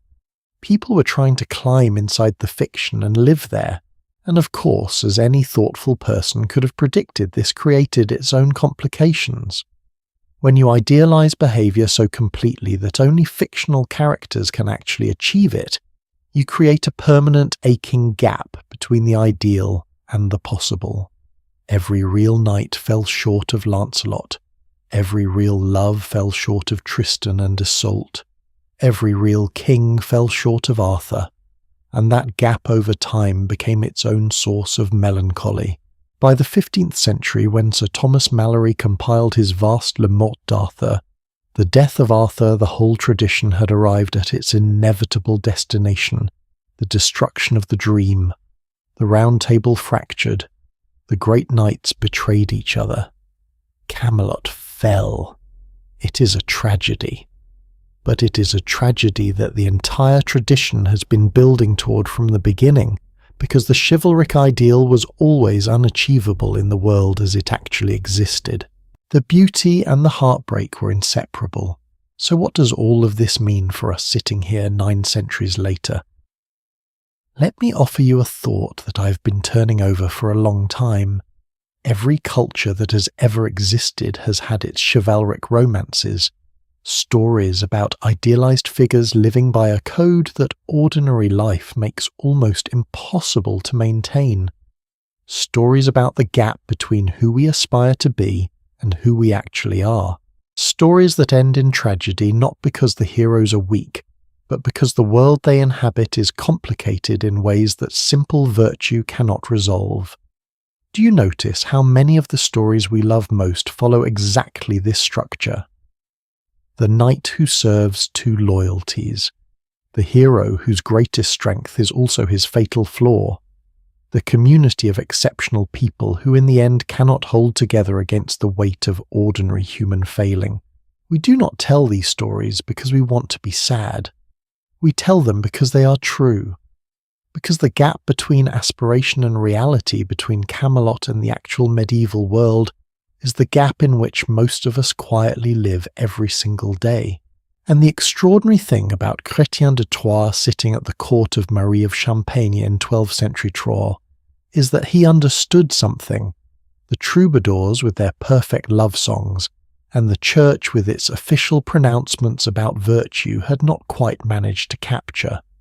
The most honest stories are not the ones about people who succeed. They are the ones about people who fail at beautiful things. One last detail before we move on. Chrétien's final romance. Percival, the story of the Holy Grail, ends in the middle of a sentence. He died before he could finish it. 4 other writers separately over the course of the 13th century continued his story, each arriving at a different ending, none of them entirely satisfying, because the question Chrétien had posed was genuinely unanswerable. What do you do when you realize too late that you had the thing you most longed for right in front of you, and you failed to recognize it? That is the wound at the center of Percival's story. He arrived at the Grail castle. He saw the procession. He could feel that something momentous was happening. But he did not ask the question he was supposed to ask, the question that would have healed the wounded king and restored the wasteland. He failed not out of malice or cowardice, but out of an excess of politeness. He had been taught that a knight should not ask too many questions, and so he stayed silent. And in the morning the castle was gone. That image, the Grail passing by in the dark and the young knight too constrained by his own training to reach out and grasp it, has been haunting European literature ever since. It is in Eliot, in Tennyson, in the paintings of the pre-Raphaelites, in any number of films and novels and stories you have probably encountered without recognizing the source. Because it touches something we all know if we are honest, the moment we recognize too late. The question we did not ask. The door that was open and that we walked past. Stories survive across 9 centuries not because they describe the past. They survive because they tell us something about right now. And right now, somewhere in the darkness of the 14th century that our journey's approaching tonight, something was coming that would test every single one of these ideas about music and beauty and human connection, and the stories we use to hold ourselves together. A ship arrived in Sicily in October of 1347. The sailors aboard it were dead or dying, and what happened next would shatter the world that had built Camelot, and paradoxically in the ruins plant the seeds of everything that came after. We have been spending a lot of time in the upper rooms, courts and cathedrals, stone monasteries on the Rhine, the polished salons of Chrétien de Troyes and Marie of Champagne, where sophisticated poets debated the nature of love and composed stories about knights who were idealized beyond anything the actual medieval world could produce. And all of that is genuinely important. All of that shaped the civilization. But here is a thing I want to name honestly when we talk about the culture of the Middle Ages. We tend to talk about the culture of about 5% of the population. The other 95% were doing something else. They were working the land. They were grinding grain and spinning wool and hauling water and building walls and tending animals and burying their children and trying against considerable odds to make it to another season. And they had their own music, their own stories, their own poets, though they would never have used that word. And I would argue for reasons I want to lay out carefully tonight that what happened in the music of ordinary medieval people in the century leading up to the Black Death was more radical, more dangerous, and in some ways more honest about what human beings actually are than anything that came out of any court or cathedral. Let me tell you about a manuscript that was discovered in a Bavarian monastery in 1803. It had been sitting there largely ignored for centuries, a bundle of parchment leaves slightly disordered, some pages probably missing. About 350 songs and poems, most of them written around 1230, though drawing on material that had been circulating since the 10th century. The man who found it, a librarian named Johann Christoph von Aretan, wrote to a friend almost immediately about what he had stumbled upon. He described it as a collection of poetic and prosaic satire directed mostly against the papal seat, which was, to put it mildly, an understatement. The manuscript was eventually given the name Carmina Burana, Songs from Boyern, and what it contained was the hidden soundtrack of the medieval world. Drinking songs, gambling songs, love songs of startling physical directness, spring songs that border on ecstatic, philosophical laments about the cruelty of fortune, savage gleeful satires of bishops who grew fat on the tithes of the poor, songs about students wandering across Europe with empty pockets and full hearts, songs about the fundamental unfairness of a world in which God seemed to have arranged things primarily for the comfort of people who already had a great deal. The famous opening of Fortuna Velut Luna in its original medieval context is not Karl Orff's thunderous orchestral declaration. It is the song of someone who knows the wheel of fortune turns, regardless of merit, regardless of virtue, regardless of prayer. Today you are up, today you are comfortable and fed and loved.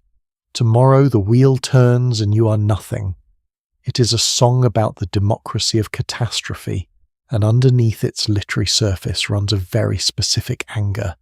The anger of people who were educated enough to see clearly how the system worked, and who could not quite bring themselves to say out loud what they saw, so they sang it instead. The composers of the Carmina Burana were mostly the Goliards, a class of wandering scholars and students mostly drawn from the clergy, who travelled between the new universities of Europe in the 12th and 13th centuries. They were not peasants.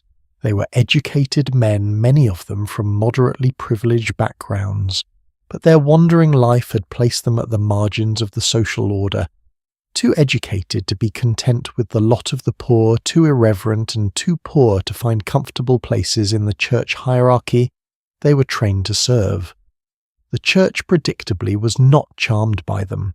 A series of church edicts across the 13th century tried to suppress Goliard culture, imposing restrictions, refusing them church positions, and eventually at the Council of Cologne in 1300, formally stripping them of any remaining clerical status, which had approximately the effect you would expect. They kept singing. Because here is the thing about suppression that the medieval church, like most institutions that have tried it, never quite managed to learn. If you want to silence a song, you must first make the world it describes no longer recognizable.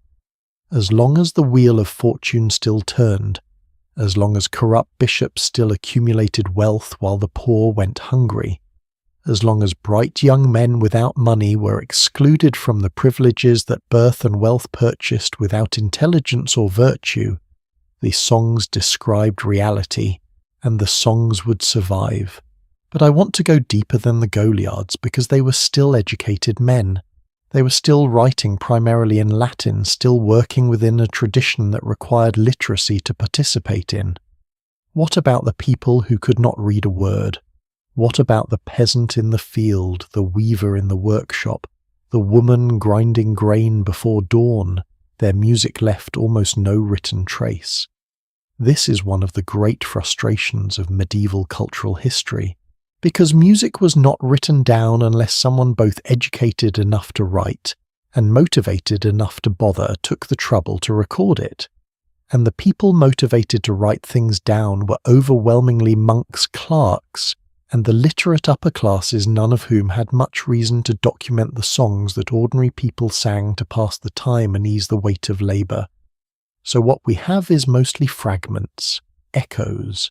We know from references in medieval sermons, priests complaining about the songs people sang that village music could be wildly bawdy, could be politically pointed, could mix sacred and profane with a cheerful disregard for the boundaries that the Church was constantly trying to maintain.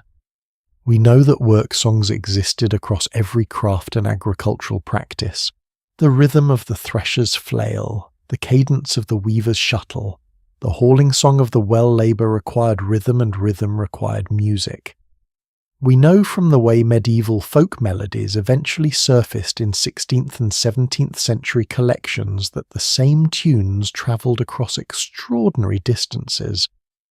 The same melody with slight variations appearing in both Italy and France with no clear point of origin, because melodies carried in human memory from village to village by wandering performers and seasonal workers and pilgrims do not respect borders, they just travel. And this oral tradition, this vast, largely unrecorded ocean of popular music beneath the documented surface of troubadour songs and sacred chant, was doing something that all the sophisticated court poetry in the world was not quite doing. It was talking to people about their actual lives. Here is where the story takes a turn that I find genuinely electrifying, because in the second half of the 14th century, specifically in England, specifically in the decades following the Black Death, which had already arrived by then, and which we will return to in just a moment, the music and storytelling of ordinary people suddenly became political in a way that could not be ignored. I want to tell you about a song. It begins with a simple question, 7 words in Middle English, that a priest named John Ball began shouting in market squares and on village greens across the county of Kent sometime in the 1370s. When Adam delved and Eve span, who then was the gentleman, 7 words, a single couplet, a question so fundamental that the Archbishop of Canterbury had Ball arrested for asking it, and locked him in Maidstone Castle, because what Ball was pointing to, using a story, using a rhyme, using the language of sermon and song that everyone in medieval England knew, was the deepest crack in the entire ideological foundation of the feudal world. The Church had spent centuries arguing that the hierarchy of kings and lords and serfs was divinely ordained, that God had placed each person in their station, and acceptance of that station was both a religious duty and a moral virtue. Ball's question was devastating in its simplicity. If Adam dug in the earth and Eve spun wool, if the first man and the first woman were labourers, were workers, had no servants and no lords above them, then where did the hierarchy come from? Not from God, from human beings, from power, from force, from the accumulated advantage of centuries of exploitation dressed up in religious language to make it seem inevitable. That question, 640 years old, spread through the south of England in the spring and summer of 1381, with a speed that no official dispatch could have matched. It travelled mouth to ear in taverns and at market stalls and in parish churches after Mass. It was carried by exactly the same mechanism that had carried news and story and song across medieval Europe for centuries, and it helped ignite the peasants' revolt of 1381. The revolt itself, led by Wat Tyler and John Ball and others whose names history has mostly swallowed, is one of the most extraordinary events of the entire medieval period. Tens of thousands of ordinary people from the southeast of England marched on London. They burned tax records and court documents. They stormed the Tower of London. They executed several of the most senior royal officials they could find, and 14-year-old King Richard II rode out to meet them personally at a place called Mile End, and listened to their demands: the abolition of serfdom, the reduction of taxation, the removal of corrupt officials. Richard promised everything, and then once the rebels had dispersed, he broke every promise. John Ball was captured, tried and executed in July of 1381. Wat Tyler had already been killed in a confrontation that reads even in the most sympathetic accounts like a betrayal. The revolt was crushed. Serfdom continued for another century, but here is what happened to the songs. In the decades that followed the revolt, something quietly extraordinary occurred in the taverns and market squares of England. The story of a man who lived in the forest, who robbed from the wealthy and gave to the poor, who was always one step ahead of the sheriff, who was beloved by ordinary people and despised by corrupt officials, began to circulate in ballad form. The earliest written references to ballads about Robin Hood date to the 1370s, just before the Peasants' Revolt. William Langland, writing Piers Plowman around 1377, mentions that his narrator's servant knows rhymes of Robin Hood, rhymes of Robin Hood. The connection between the Robin Hood ballads and the spirit of 1381 is not incidental. Robin Hood, in the earliest versions of the story, is not an earl in disguise. He's a yeoman, a free peasant, a member of the working class. He is specifically and pointedly not noble. His enemies are the sheriff and the corrupt church, the exact institutions that Ball and Tyler had targeted. His friends are the poor. His method is redistribution, taking from those who have stolen through legal means and returning it to those from whom it was stolen. And crucially, the stories of Robin Hood were not written down. They were sung. They circulated in ballad form, carried by exactly the same wandering performers we met earlier in our journey tonight. They could not be confiscated, could not be burned, could not be imprisoned. They lived in people's memories which no sheriff could search. The story of Robin Hood is the story of music and storytelling functioning as the one form of political speech that the medieval state could not entirely suppress. Now, I want to be careful here not to romanticize this too much, because the music of ordinary medieval people was not primarily political. Most of it was about exactly what you would expect: work, love, drinking, seasonal celebration, the passing of time, and the universal human activities of flirtation and complaint. The Carmina Burana is full of songs that have nothing to do with social justice and everything to do with springtime and desire, and the particular kind of cheerful recklessness that comes from being young and being alive. There is a drinking song in the manuscript in Taberna quando sumus, when we are in the tavern. That is basically a medieval catalogue of everyone who should be drinking, from scholars to soldiers, to wanderers to travellers, and back again with a chorus of cheerful defiance against the solemnity that the world was always trying to impose.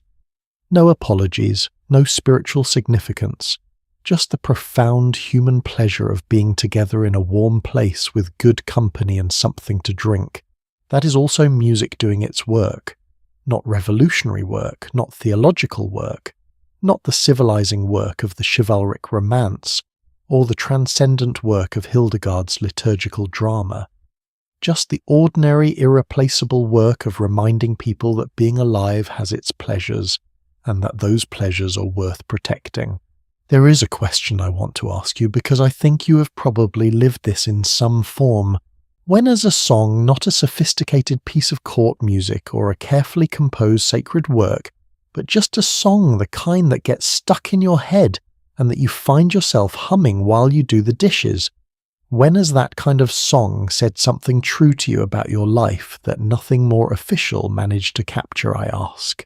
Because I think the music we've been discussing in the courts and cathedrals is genuinely important, and I don't want to diminish it. But the most democratic thing music has ever done is this: it has always found its way to the people who needed it most, without caring whether those people were educated or powerful or approved of by the church. The Carmina Burana was scratched onto parchment by wandering scholars, who had more wit than money and more honesty than dignity. The Robin Hood ballads were sung by people who had no other way to say what they thought about the world they lived in.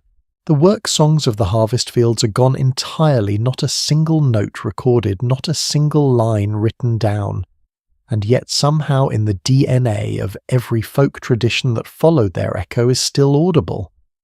All of that music was doing something the church and the court could never quite do for 95% of the population. It was telling them your life is real. Your experience is worthy of being sung about. You matter. But here is the thing about the medieval world in the years approaching 1347. Every layer of it, the sacred and the secular, the court and the tavern, the The chivalric romance and the drinking song, the learned Goliard and the illiterate field worker was about to be shaken to its foundations by something that cared nothing for any of it. The music in the village squares and the songs in the taverns and the careful manuscripts in the scriptoria, and the troubadour traditions that had survived, and the wandering minstrels on the road and the monks in their stone corridors chanting the canonical hours, all of it was functioning. All of it was alive. And then in October of 1347, 12 ships sailed into the harbour at Messina. And the sailors aboard were dead or dying, and what came off those ships would within 3 years kill between a third and a half of every living person in Europe. In October of 1347, 12 ships sailing from the Black Sea docked at the port of Messina in Sicily. The sailors aboard were dead or dying. Those still breathing were covered with black swellings the size of eggs. Some accounts say others say apples in their armpits and groins. Dark patches spread across their skin. They coughed blood. They were feverish, delirious, and they smelled witnesses reported overwhelmingly of rot. The city officials of Messina ordered the ships out of the harbour immediately, but it was already too late. What arrived on those 12 ships would spread across Europe over the next 3 to 4 years, killing somewhere between 30 and 60% of the population of the continent. The most careful modern estimates suggest somewhere around 25 million dead in Europe alone within a period of roughly 5 years. To put that in terms of scale, if the same proportion of today's European population were to die in 5 years, it would mean approximately 300 million people.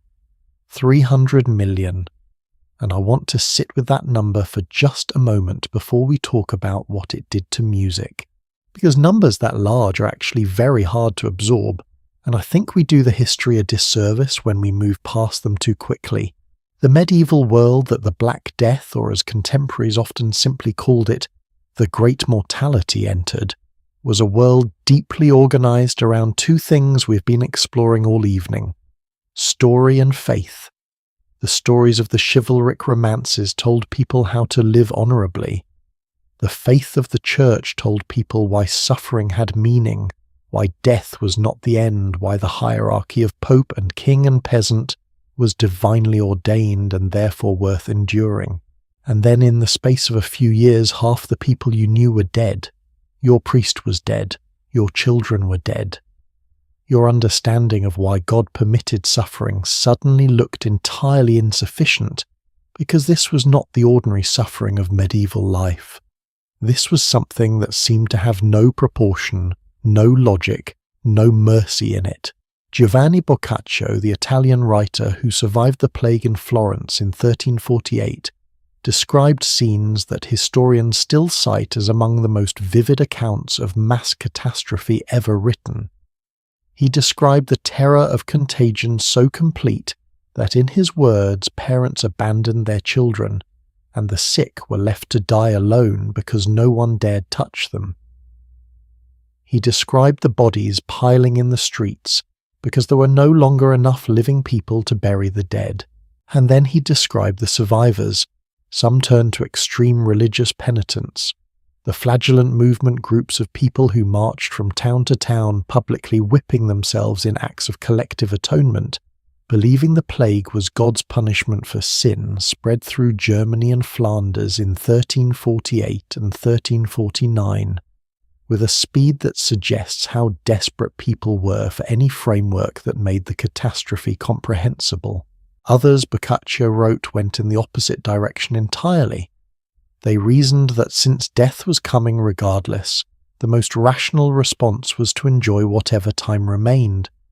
They gathered in groups, they drank, they danced, they held parties in the streets, and in some Italian cities he noted the music played in public squares, while the bodies were still being carried out of nearby houses.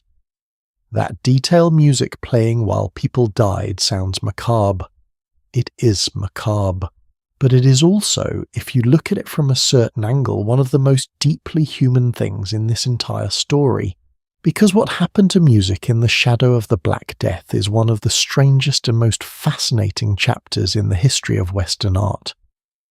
The expectation when you hear about a catastrophe on that scale is that cultural life would contract, that people would stop creating beauty because there was no space left for it, that music would go silent or retreat entirely into lamentation.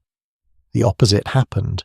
In some ways, and I want to be careful here because this is a genuinely complex historical argument, the Black Death cracked open a space in European culture that has been sealed shut for centuries, because the church had not saved anyone, the prayers had not worked, the processions had not stopped the disease, the hierarchy of pope and bishop and priest, which was supposed to mediate between human beings and divine protection, had failed as spectacularly as anything could fail. In fact, many estimates suggest that the clergy died at disproportionate rates because priests were required by their vocation to approach the sick and dying to administer last rites, placing them in close contact with infection, precisely when ordinary people were fleeing. The church that had controlled the sacred soundscape of Europe for nearly 1,000 years, that had used Gregorian chant to unify an empire that had told Hildegard what she was allowed to sing, that had governed every note of sacred music with painstaking authority, emerged from the Black Death visibly diminished, and secular music surged into the space the church had lost. Historians of medieval music use a specific term for the musical movement that developed in 14th century France, partly in response to the world that produced and survived the plague. They call it the Ars Nova, the new art. The term was coined by a composer and music theorist named Philippe de Vitry in a treatise probably written around 1322 before the plague, but establishing the theoretical foundation for what would follow. Ars Nova represented a revolution in musical notation, introducing new rhythmic possibilities, more complex and flexible time signatures, and a sophistication of polyphony that the earlier medieval tradition had not achieved. But the composer who embodied the Ars Nova in its fullest flowering, who lived through the plague and composed his way through and beyond it, was Guillaume de Machaut. Machaut was born around 1300, educated near Reims in France, and spent much of his early career as the secretary to John I, Count of Luxembourg and King of Bohemia, a job that involved travelling with his royal employer across Europe on military and diplomatic expeditions. He became a canon at Reims Cathedral in 1337, which gave him a stable income and a permanent home, and he spent the rest of his long life. He died in 1377 at roughly 77 years old, composing prolifically and crucially supervising the creation of his own complete manuscripts. That last detail matters enormously. Most medieval composers are anonymous. Their music survives, if it survives at all, in manuscripts that don't name them. Machaut actively worked to ensure his music was preserved with his name attached to it. He managed his own legacy in a way that was genuinely unusual for the period, and that self-consciousness about posterity is itself a reflection of something that changed in the 14th century. The Black Death had made people intensely aware that everything was fragile, that yesterday's certainty was today's ash, and so some of them, Machaut among them, began to act as though what they made mattered, as though it deserved to survive. Machaut survived the plague. Many people around him did not. King John of Bohemia, his longtime patron, was killed in battle at Crécy in 1346, the same year the plague arrived in Central Asia, beginning its westward trajectory.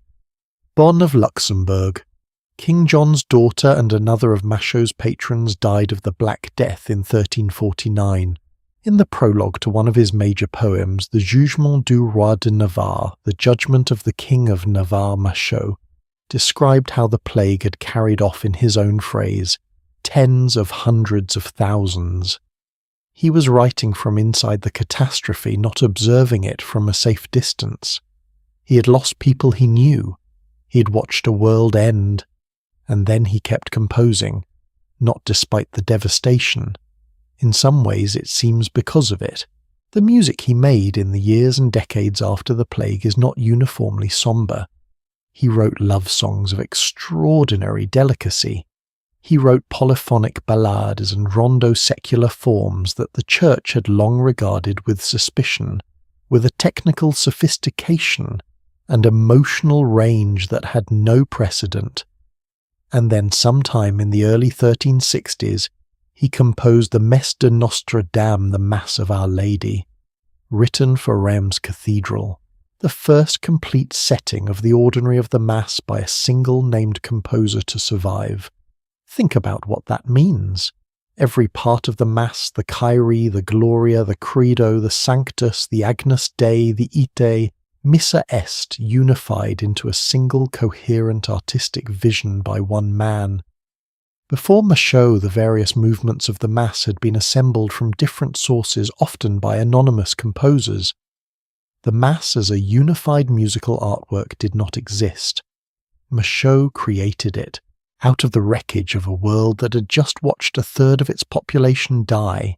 Now let me tell you about the Danse Macabre, because it's the most visually striking thing to emerge from the Black Death's cultural aftermath, and it is not quite what most people think it is.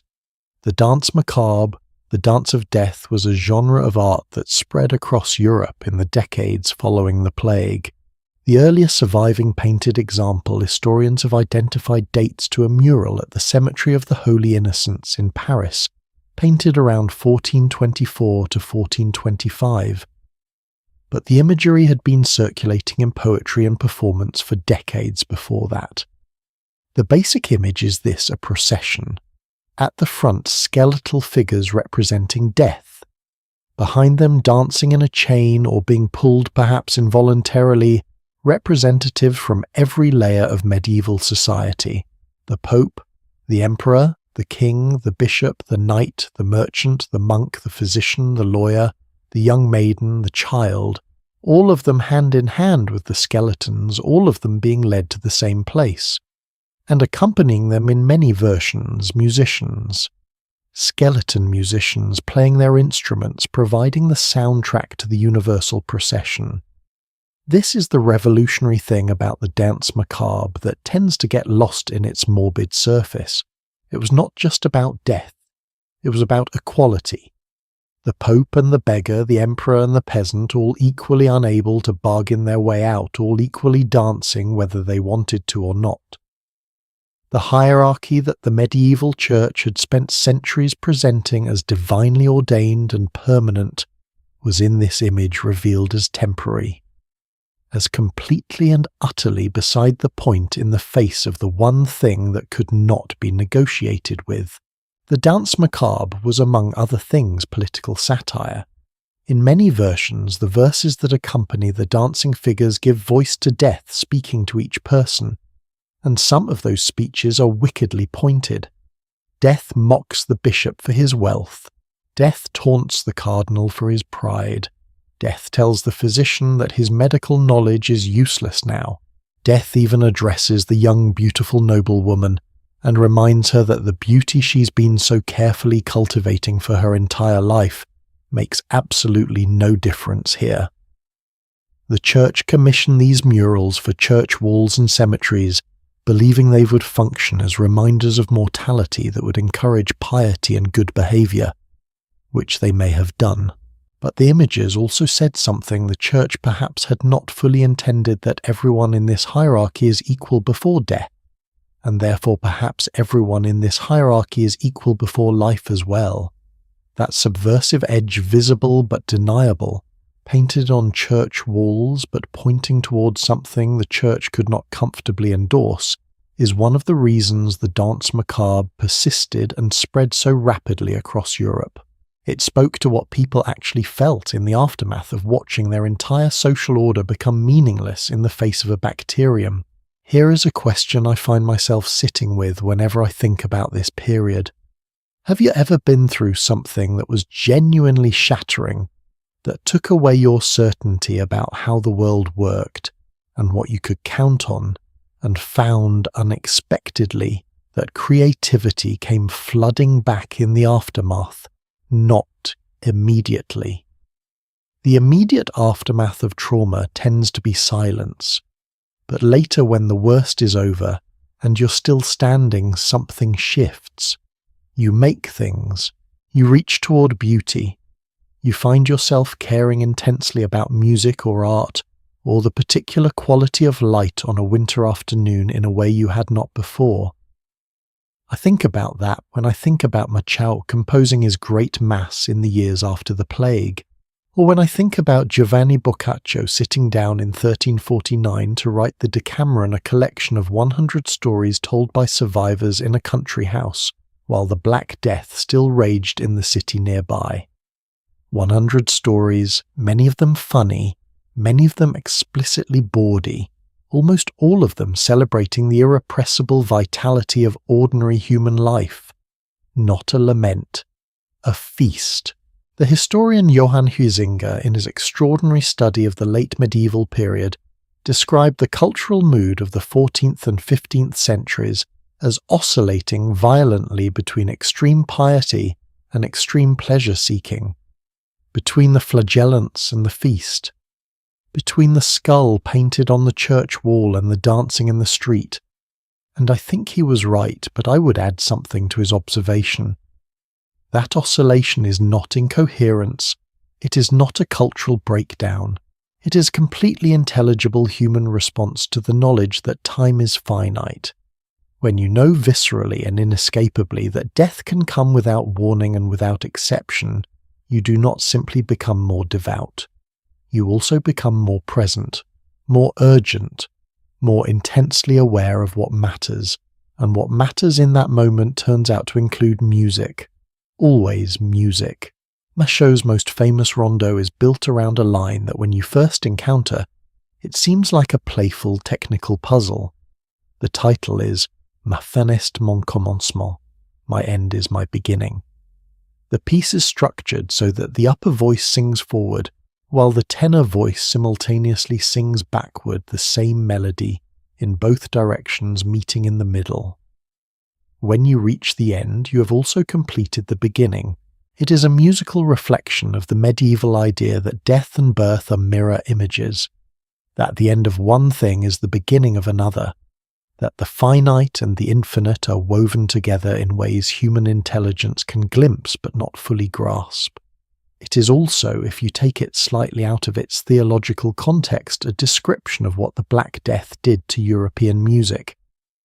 The end of the old certainties was the beginning of something new. The crumbling of the Church's absolute authority over the sacred soundscape opened a door. Secular music poured through it. The Ars Nova compositions of Machaut and his contemporaries, the explosion of Polyphony, the emergence of the individual composer, identifiable, named self-consciously working on a body of work, all of this was enabled by the space the plague had cleared. My end is my beginning. The musicologist Daniel Leach Wilkinson called Machaut the last great poet who was also a composer, which means he also stood at the door between two worlds. Behind him the troubadour tradition, the monastic tradition, the millennium of music as communal voice and anonymous craft. Ahead the Renaissance, the rise of the individual artist, the slow transformation of music from collective spiritual practice into something approaching what we would recognize as art in the modern sense. He stood in the ruin of the medieval world, and he wrote the most technically sophisticated music of his century. There is one more thing about Machaut that I want to leave you with. In his poem Le Voir dit, the true story, written when he was in his 60s, he recounted a correspondence and love affair with a young woman named Perronne, who was 19 years old at the time of their exchange. They wrote letters, she sent him poems, he wrote music. Whether the affair was physical or entirely epistolary, historians debate this with great energy.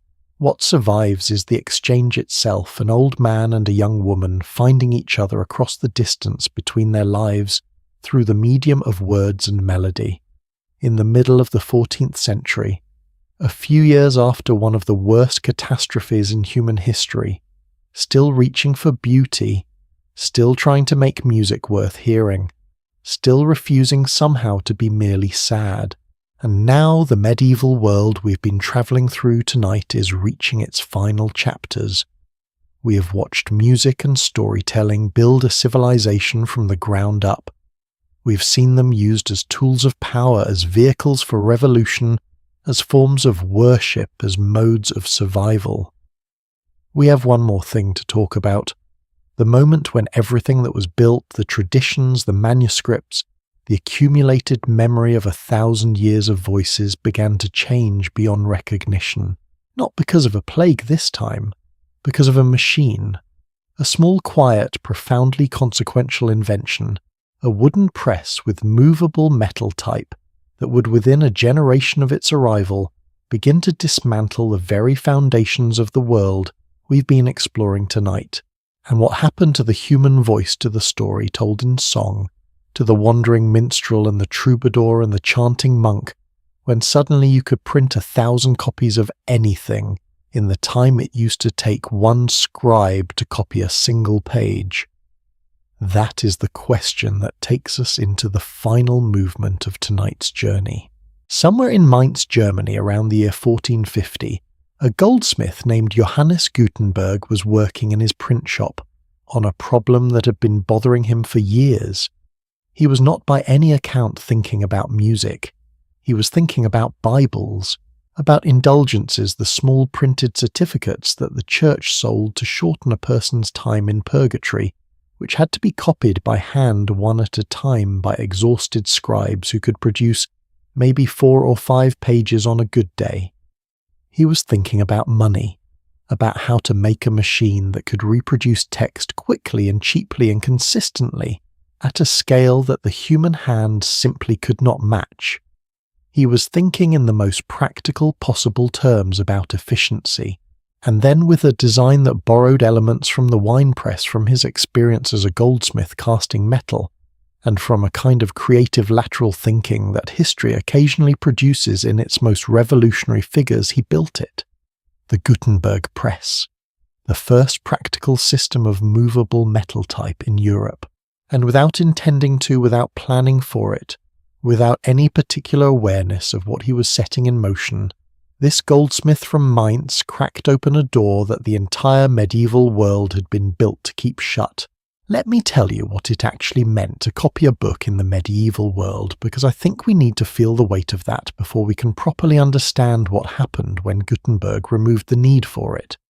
A skilled monastic scribe working carefully and without interruption could copy perhaps 4 or 5 pages of text in a day. A book of moderate length, say the Psalms or Geoffrey Chaucer's Canterbury Tales, might take months. A full illuminated Bible could take years, literally years of one person's working life. Every copy was slightly different from every other copy because every human hand has its own variations.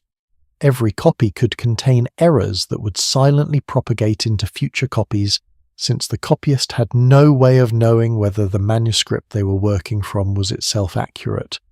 And then there was the cost. A complete hand-copied Bible was worth about the same as a small farm. Books were not things that ordinary people owned. They were objects of extraordinary rarity, chained to lecterns in monastery libraries or locked in the private collections of the wealthy. The knowledge encoded in those books, the theology, the law, the history, the music, the stories, was therefore controlled almost completely by the institutions that had the resources to maintain the scribes who could reproduce it. The church, the monasteries, the great noble houses.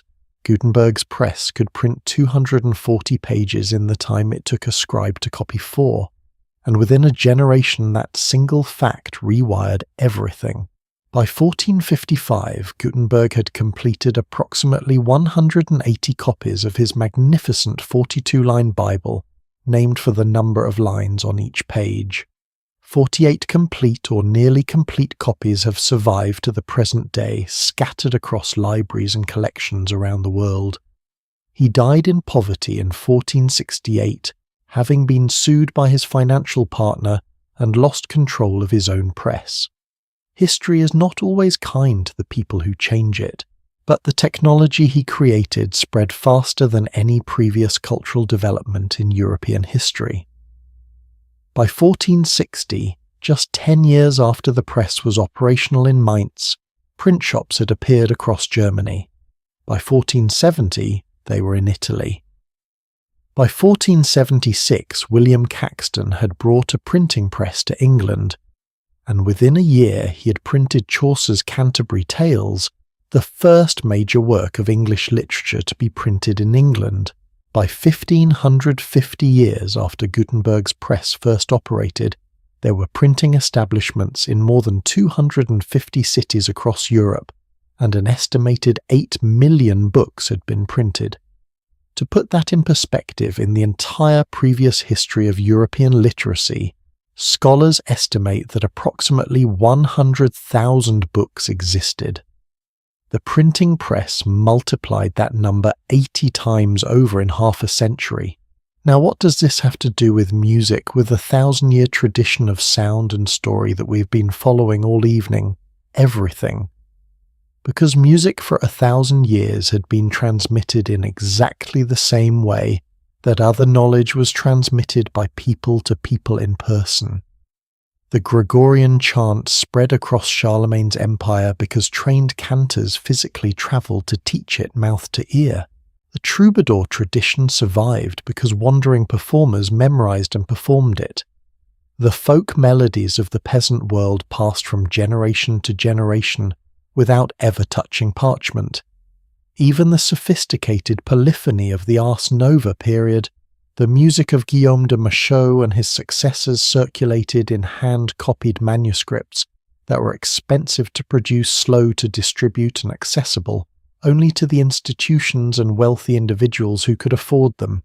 And then in the year 1500, and 150 years after Gutenberg's press began operating, and about 100 years after his Bible, a printer in Venice named Ottaviano Petrucci accomplished something that nobody had done before.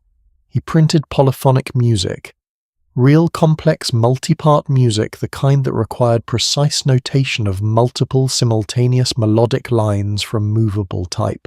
His first publication was called the Harmonis Musicis Odecaton, which translates approximately as 100 songs of harmonic music. It contained 96 secular chansons by the greatest composers of the era, Josquin des Prez, Johannes Ockeghem, Jakob Obrecht, and others, and it changed the world. I want to pause on Petrucci's technical achievement for a moment, because it is genuinely impressive and tends to get lost in the broader historical narrative. Printing music was vastly more complicated than printing text. Text at its most basic level is a linear sequence of symbols. You set the type in order, press it against the page, and you have the words. Music requires staff lines, the horizontal grid on which notes are placed. It requires individual note heads with stems and flags at precise positions on those lines. And if the music has words, if it is a song, it requires those words to be aligned correctly beneath the notes that correspond to them. Petrucci's solution required running each sheet of paper through the press 3 separate times, first for the staff lines, second for the notes, third for the words. 3 passes through the press, each requiring perfect alignment with the previous impressions, or the whole page becomes illegible. The precision required was extraordinary. The delicacy of the operation was such that for decades his system remained the gold standard, and other printers struggled to match either the accuracy or the elegance of his publications. Between 1501 and 1520, Petrucci published 61 collections of music, 61 volumes, at a rate of roughly a new publication every few months. The musicologist Robert Greenberg has called this event the publication of Petrucci's Odecaton earth-shaking, and has noted that it changed forever the speed of dissemination and the rate of stylistic change in Western music. I find that phrase, the rate of stylistic change, genuinely illuminating, because here is what it means in practice. Before printing, if a composer in Flanders wrote a brilliant new mass, it might take years, if it happened at all, for that mass to reach performers in Italy or Spain or England. Someone would have to copy it by hand. That copy would have to travel with a messenger or a merchant. It would arrive eventually in the library of a wealthy church or a noble patron, where a small number of trained musicians might learn to perform it. After Petrucci, that same mass could be printed in hundreds of identical copies and distributed across Europe within months. The result was what we might today call the emergence of a pan-European musical culture. For the first time, composers in different countries were hearing and responding to each other's work in something approaching real time. Styles that had been purely regional began to merge and cross-pollinate and influence each other. The Odokaton itself demonstrated this. Petrucci was working in Italy, but he chiefly chose the music of Franco-Flemish composers for his first publication. And that decision, born entirely of commercial judgment about what would sell, helped make the Franco-Flemish compositional style the dominant international musical language of Europe for the following century. A printer's commercial decision, shaping the sound of a civilization. But here is the dimension of the printing press's impact that I find most emotionally resonant, and that connects most directly to everything we've been talking about tonight. For 1,000 years, the tradition of music as performance as live in-person ephemeral communal event had been the only tradition. You could not own a piece of music. You could not take it home. You could not study it privately. You could not replay it. You experienced it in the moment of its performance, and then it was gone, living only in the memories of those who'd been present. This was not merely a technological limitation. It was the fundamental shape of musical experience in the medieval world. The minstrel in the village square was irreplaceable because he was the only way to hear music. The monk in the monastery was irreplaceable because he was the living vessel of the chant tradition. The troubadour at court was irreplaceable because his songs existed nowhere outside his own memory and voice. Printing did not immediately end any of that. Minstrels kept performing for decades and centuries after Gutenberg. Oral tradition did not vanish overnight. The human voice remained and will always remain the most immediate and powerful instrument we have. But printing changed the balance. For the first time, a piece of music could exist separately from the person who performed it. It could be fixed, preserved, reproduced, distributed, studied in private. A merchant's daughter in Hamburg could sit at home and learn a chanson that a composer in Bruges had written 6 months earlier without ever meeting a performer who knew it. Music became slowly an object as well as an event. And that shift from music as living performance to music as reproducible artifact is the seed from which almost everything in the modern musical world grew. Now I want to be honest about something. The printing press did not simply liberate music, it also constrained it in ways that took centuries to fully understand. When you fix a piece of music in print, when you commit the notes to a page, you're making a decision about what that piece of music is. You're saying this is the definitive version, these are the correct notes, this is how it should be performed. But medieval music had always been fluid in ways that printed music could not easily accommodate. The troubadour tradition was built on variation and improvisation. The same melody would be sung differently in different courts, with different ornaments, different rhythmic inflections, different emotional emphasis. No two performances were the same, and this was considered a feature, not a flaw. The folk music of the peasant world was even more fluid melodies that shifted and evolved with every singer who carried them adapting to local dialects and local temperaments, accumulating variations across generations in ways that made questions of authorship or authenticity essentially meaningless. Print enforced a kind of rigidity on music. The printed page said there is one correct version of this song and here it is. Over time, that rigidity would be enormously productive. It enabled the development of the orchestral score, the operatic tradition. the vast complexity of Baroque and classical composition, all of which required stable notated text as a foundation. But something was also lost. The fluid, oral, communally owned musical tradition that had sustained European culture for 1,000 years began gradually to be displaced by a written culture in which trained musicians read from pages and audiences sat quietly and listened. The wandering minstrel, who had been the living connective tissue of medieval culture, who had carried news and story and song between communities, who had belonged to no single patron and served every audience, began his long, slow fade into irrelevance. By 1500, minstrel guilds in Paris and London were already struggling to maintain their status against the encroachment of printed music and the new professional musicians who could read it. By 1600, the word minstrel was beginning to acquire its modern connotation, not a vital cultural intermediary, but a colourful relic of a vanished age. Here is a question that genuinely troubles me, and that I want to put to you.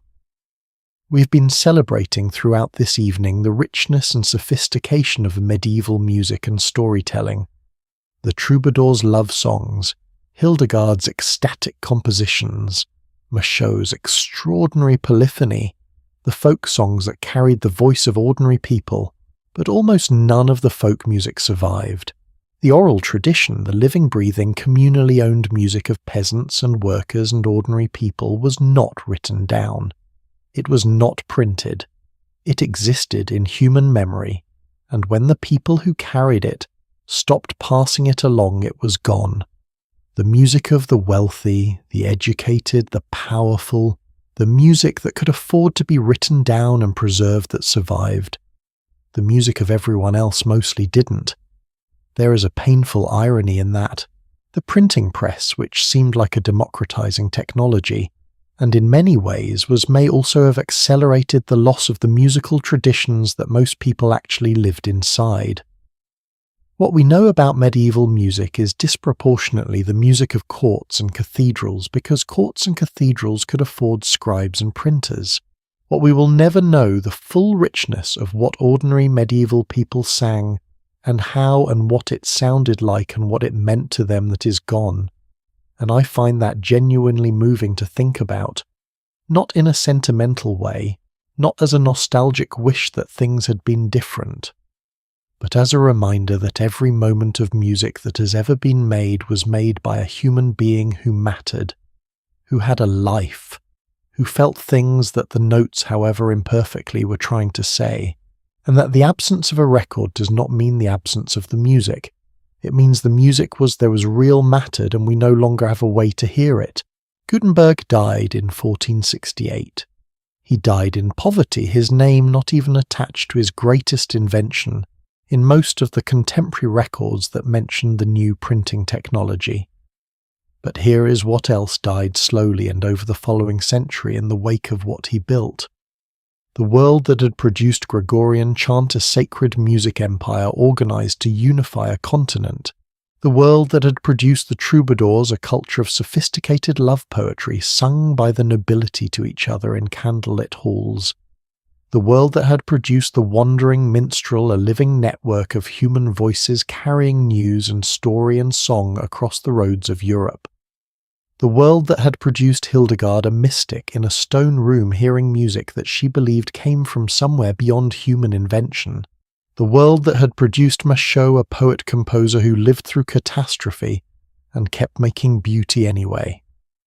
The world that had produced the danse macabre, a civilization staring at its own mortality and finding in that staring something dark and honest and finally, despite everything, alive. That world did not end because Gutenberg invented his press.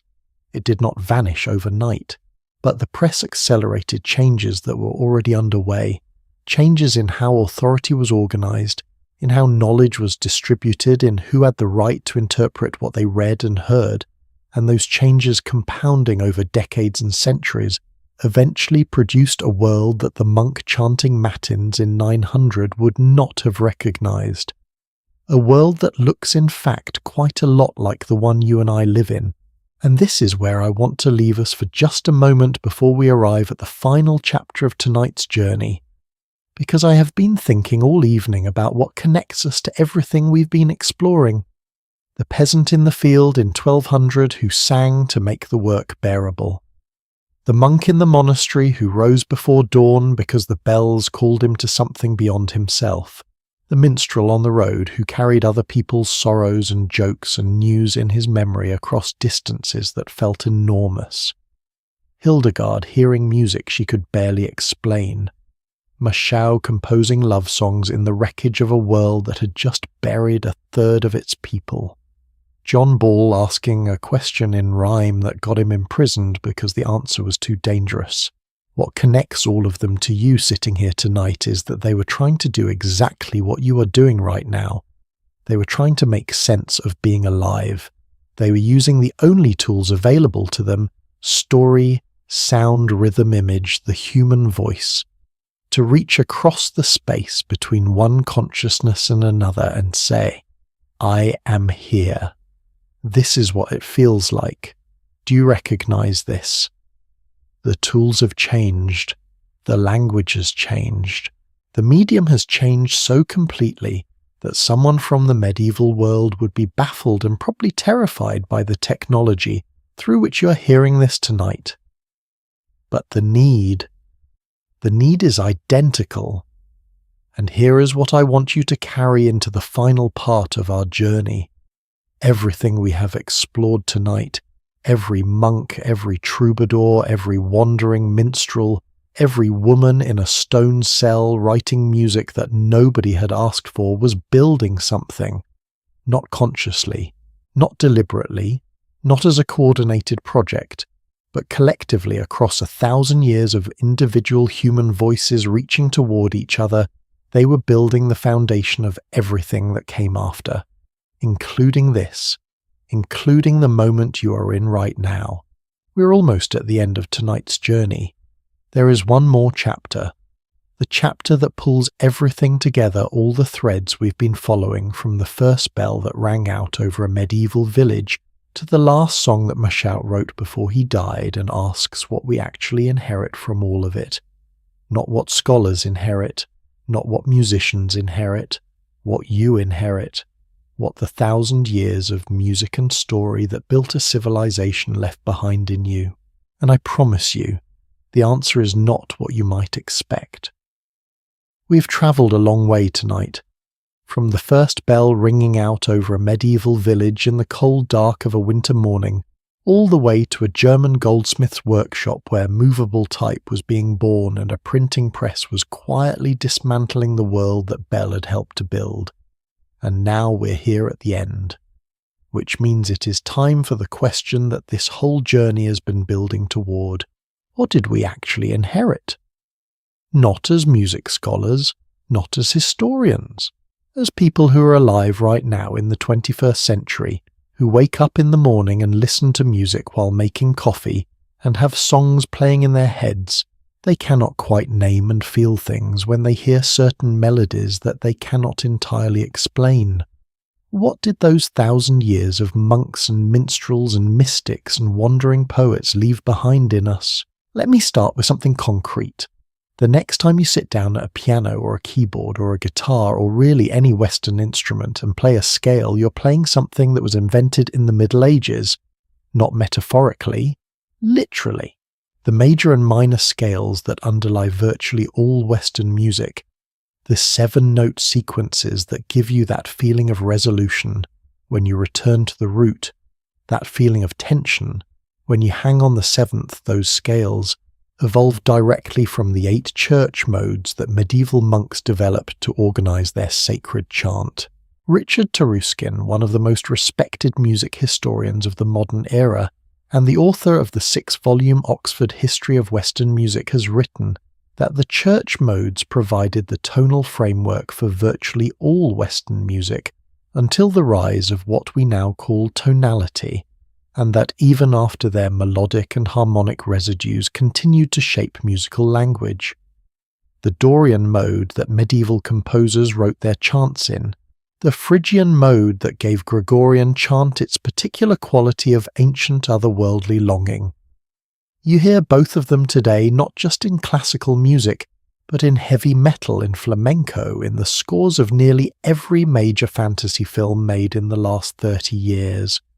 Hans Zimmer's film scores, John Williams' themes, the eerie minor progressions in contemporary folk music, all of them carrying in their DNA the fingerprints of monks who have been dead for 800 years, and the notation system. Every piece of sheet music you have ever seen, every 5-line staff every quarter, note and half note and whole note every time, signature, every dynamic marking traces its lineage directly to a single Italian monk named Guido of Arezzo, who invented the 4-line staff system in the early 11th century. Before Guido, musical notation was approximate at best. You could indicate whether a melody went up or down, but not by how much. You could hint at rhythmic patterns, but not precisely specify them. After Guido, and after the generations of theorists and composers who built on his foundation across the following 4 centuries, you could write down a piece of music with enough precision that someone who had never heard it could pick up the page and perform it accurately. That seems obvious to us. Of course you can write music down precisely. How else would you do it? But for the first 4 or 5 millennia of human musical history you could not. Music lived entirely in the body, passed from person to person through performance. The medieval monks who developed the notational system we still use today were doing something genuinely unprecedented in human history. They were giving music a way to survive its own performers. Now let me tell you about storytelling. Every story structure you have ever encountered, every film, every novel, every television series that has ever gripped you and refused to let go is operating on the same deep logic that medieval storytellers were working with for 1,000 years. The hero who begins as an ordinary person faces trials that seem insurmountable and is transformed by the struggle. That is not a modern invention.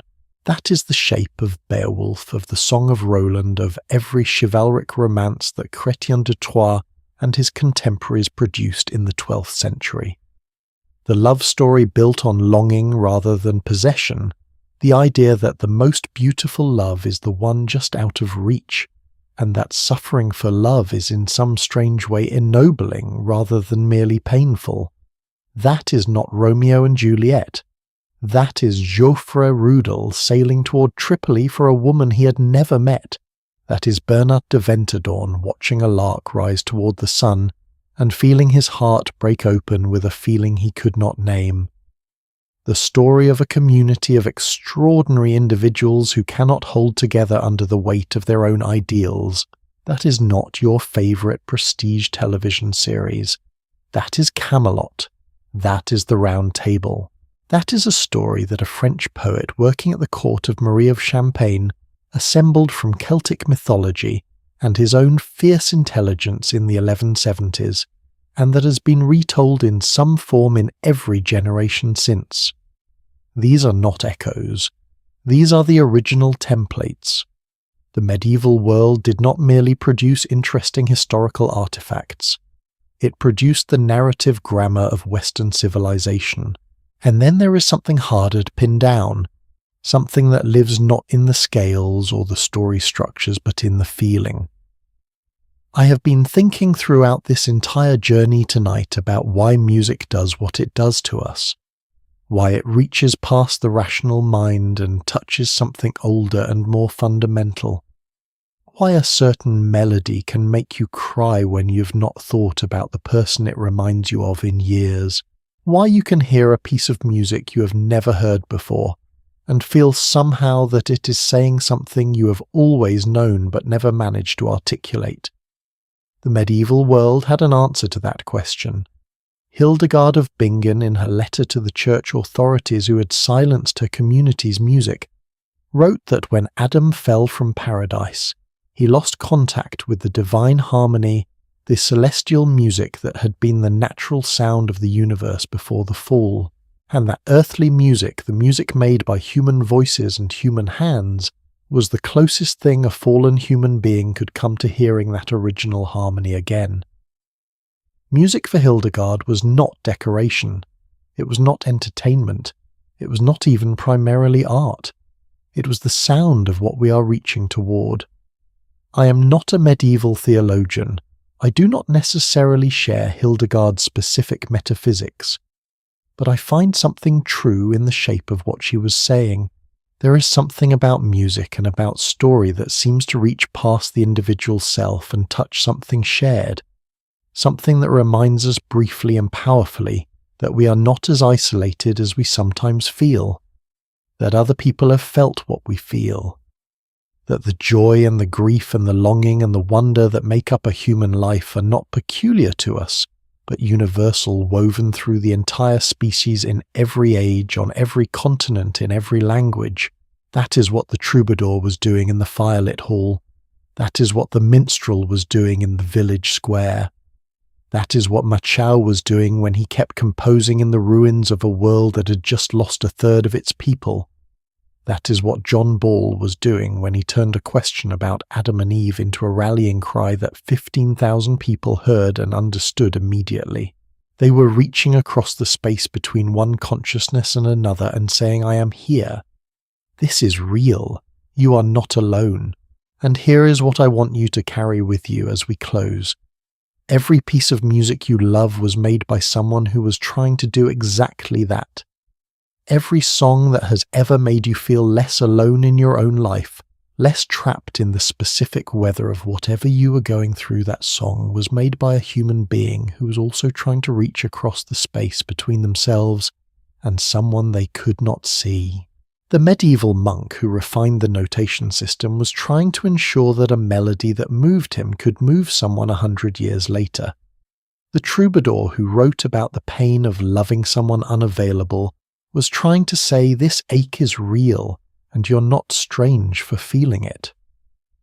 Hildegard, in her stone cell writing music that she said came from somewhere beyond herself, was trying to point towards something she could feel but not quite name.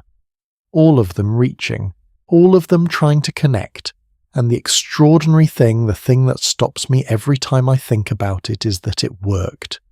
Because here we are, sitting in the 21st century in a world those people could not have imagined, listening to a story about their lives and their music and finding something in it that feels improbably like recognition. There is one more thing. The medieval world built its entire culture on the understanding that music and story were not luxuries, were not optional, were not the kind of things you cut first when resources were scarce. They were the infrastructure. They were what held the civilization together when everything else was failing. When the plague came and took a third of the population, and the church's prayers failed and the social order looked like it might dissolve entirely, people played music in the streets, not because they did not understand the gravity of what was happening, because they understood it completely. They played because the alternative silence isolation, the collapse of the shared imaginative space that made community possible, was worse than grief itself. I think about that sometimes when I hear people say that music and art and storytelling are nice but not essential, that they are the first things to cut when times get hard. The medieval world knew better, and in knowing better, it built something that survived the plague, survived the printing press, survived the slow end of the world it had inhabited, and arrived here in your ears tonight. That is what we inherited. Not just scales and story structures and notation systems, though all of those are real and measurable and true. We inherited the knowledge carried across 1,000 years in the memories and voices and manuscripts of people who are long gone, that the human need to make and share beauty is not a weakness. It is the most resilient thing about us. It is the thing that keeps us reaching toward each other, even when everything else is falling apart. It is in the end what makes us recognizably and stubbornly human. I want to say something before we close. Thank you. Not as a formula, not as a thing you say at the end of a video. Genuinely thank you for spending tonight with me on this journey. We have travelled through more than 1,000 years of human history. We have sat with monks and troubadours and plague survivors and wandering minstrels and a mystic in a stone cell and a poet who kept writing after everything fell apart. That is not a small thing to spend a night with. If something in this story has moved you or surprised you, or given you a new way of thinking about the music you love, I would genuinely love to hear about it in the comments below. Tell me which part stayed with you. Tell me if there was a moment where something clicked or something shifted. And if you are new here, if tonight was your first time coming along on one of these journeys, the subscribe button is right there, and it means I will see you next time. Because there will be a next time. There are so many more stories like this one. Stories about the people and the music and the ideas that built the world you live in. Stories about moments in history when everything shifted, and about the human beings, ordinary and extraordinary alike, who were present for that shifting. Every night a new door, every night a new way of understanding how we got here. I will be here when you want to walk through the next one. Until then, rest well. And the next time you hear a song that reaches past your rational mind and touches something deeper, something older, you'll know a little more about where it came from. And maybe you'll hear in it what the medieval world always believed was there, the sound of everything we are still reaching toward,